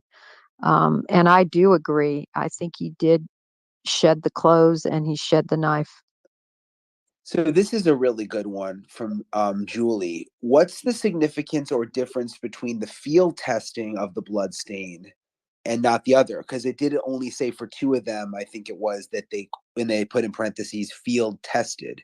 Why would they field test versus just bottling it up or whatever and like sending it to the lab? Well, the smaller spot that they had, they did not want to encompass that with their field testing material. In other words, it would have probably covered it and not left a virgin sample for the lab. It sounded like, at least from the description, that it was a much larger area, so they could just take a small sample to do a field test on the corner, say, of a stain. And they did that just strictly to see that they had blood as opposed to paint or some other item. And I believe they took it because it would have field tested positive for blood. We do that all the time. We do it with drugs. We do it with, blood, and it's normal to field test it. You don't want to bring something back that ends up being, as an example, powdered sugar, and you think you have cocaine. Yeah. Let's see what else there is here. Uh, the knife. A lot of people interested in the knife. Did anything else stand out to you, Jennifer? We didn't talk about. I know you No, were not curious too. not really. I think hopefully, everybody's concerned about there was a time, and me included, based on the fact that it seemed like a separate warrant language about being dangerous and danger to the people. Do you know what I'm talking about, Brian? But that's Yeah. because all that language occurred prior to the arrest. These warrants were written prior to the arrest. There wasn't anything separated out. It was part of this boilerplate language for the warrant information. So does that make sense? I never Yeah. No, understood it does. why they took so long on the affidavit, since the other affidavit was released, and really that's the meat and potatoes, right, of this warrant as well. But I think it was just an administrative situation, and that's why we haven't seen Pennsylvania too. Well, and there's so much we don't know. Like obviously we got the probable cause affidavit. We have this little search warrant, which gives us a few more details. But I think like we all forget sometimes, not you so much because you've done this more intimately, but been on the other side. But like there's still so much we don't know. That I guess a lot of it will come out at that preliminary hearing in June. I 100% agree with you, Brian. But remember that probable cause hearing, or that's what we call it in the federal system, but they call it a preliminary hearing. It it's going to be limited to the 19 pages, which is still a lot. Normally, a probable cause affidavit is about 3 to 5 pages, if that, because it's really just the lowest threshold of cause that you need. But all that aside, that's what they're going to be limited to examining, and the defense is going to try to get way outside of that, but they'll be reeled back in. Right. Yeah, that's going to be really interesting. Just reading here to see if there's anything else anyone had. I think that pretty much covers though. I just wanted to get on here. Thank you, Jennifer, for doing it. I just wanted to explain to everyone. You can read the if you want to read the full search warrant. I put a link on my Twitter. It's on newsnationnow.com. Again, a lot of it is repetitive from the probable cause affidavit, but there are some new nuggets in there for sure. You just kind of have to read it closely. So thank you for coming on, Jennifer. No, thank you, and thank you, Twitter Nation. Yeah. I love Twitter. I love you know what I love, Brian?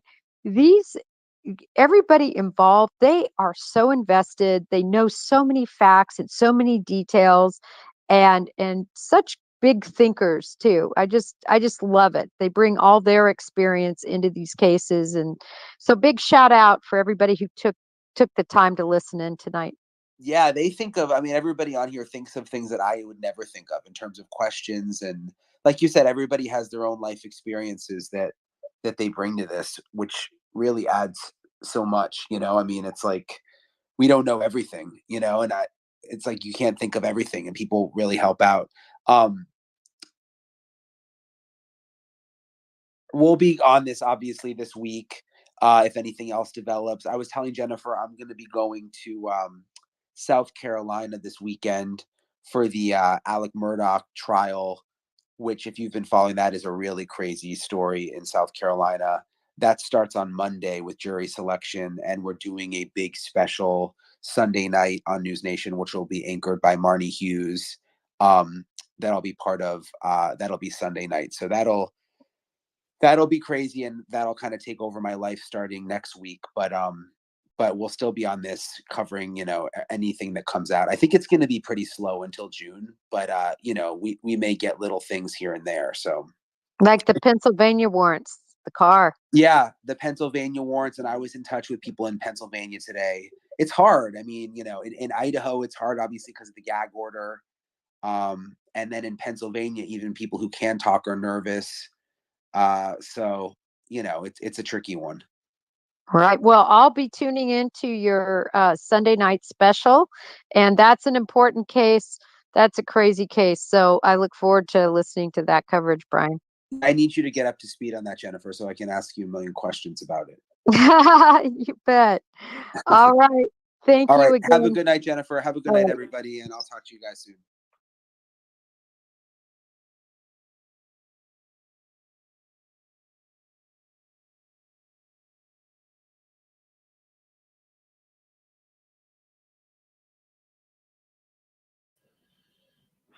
Okay. That was quite some Twitter spaces. I always like to listen to them. The first one, the Sea Org, the first Twitter spaces that I played was Sleuthie Goosie and Nerdy Addict and all of them with the Twitter weasels. And then the other one that we just finished was Brian Entin and Jennifer Coffindaffer. And I kind of like to listen to other perspectives and aspects because then it gives you some information and to be able to juggle some thoughts in your head of other possibilities that you might have not thought of, and opening the horizons to motives, ulterior motives, and the process of everything, because everybody has had different life experiences with certain evil people, and you learn new stuff. If you keep your mind into what you just think, then you might not be able to broaden your horizons on profiling or understanding the crime itself and victimology, which is definitely a big part of it as well, and the awareness and education. So thank you everybody for joining me. I am possibly, if you're interested, let me know. I can come back live with the affidavits of who was asking earlier that wanted to read through them. I have all of that on my computer. So thank you for all of the love, the support, tuning in. We are at 3 hours and 43 minutes. Holy bejesus. But thank you. And if you guys want to voice your story as you did in chat, send me an email. And you want a Sea Org reading? Okay, send me an email. I'll be happy to do a reading. I do them off of StreamYard because it is more functional than Zoom. Zoom has too much of a lag. And I do personal readings. And Fast Eddie, you cracked me up. So if you're ever interested in readings, let me know. I do have some people that have had experiences. Those are also in some of my videos. I might repost that. But I mainly use my gifts to assist and help when it comes to cases and justice. And especially when I'm boots on the ground and in person trying to read, just like I did with Summer Wells. So thank you so much. Much love. If you're interested in any of voicing your stories again or a reading, shoot me an email and we can schedule it. And Kathy and Axel, I love Axel's video pictures. And I'm still working on that because I'm trying to make sure all of the pet pictures have the name and the username in it, because there's over 100 pictures that I got.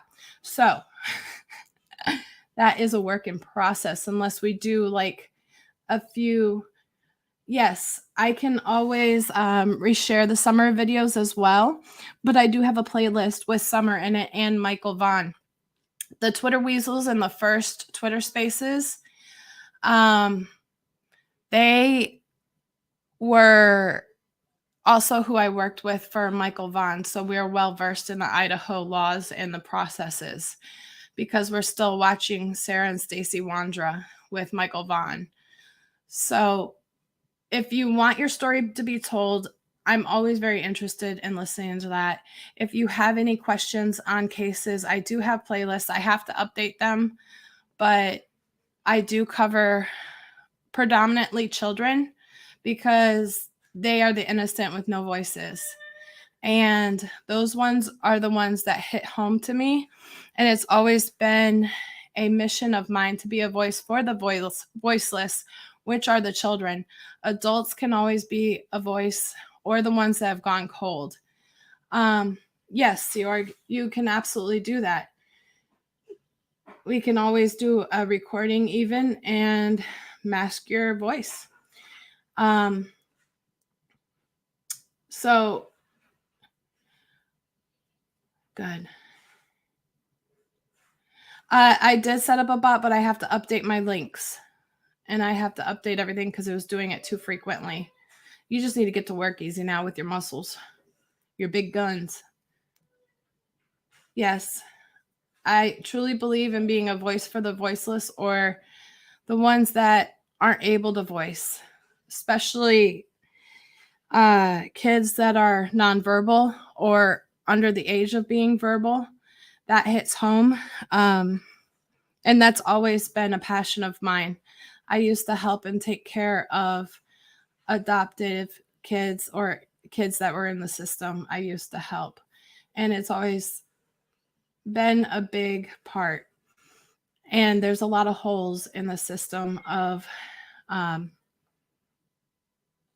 things could have been prevented, So that, yeah, the cases are hard and draining, but in the hindsight, it keeps their voice out there and not forgotten. So if you ever have a case that you want me to look into, I'll be happy to do a little investigation. It's hard pending the twins. But then again, if you need anything, you have my email, you have my information, and I will see you all on the next live. Thank you again. Much love. And I love you all. You guys are amazing. Peace.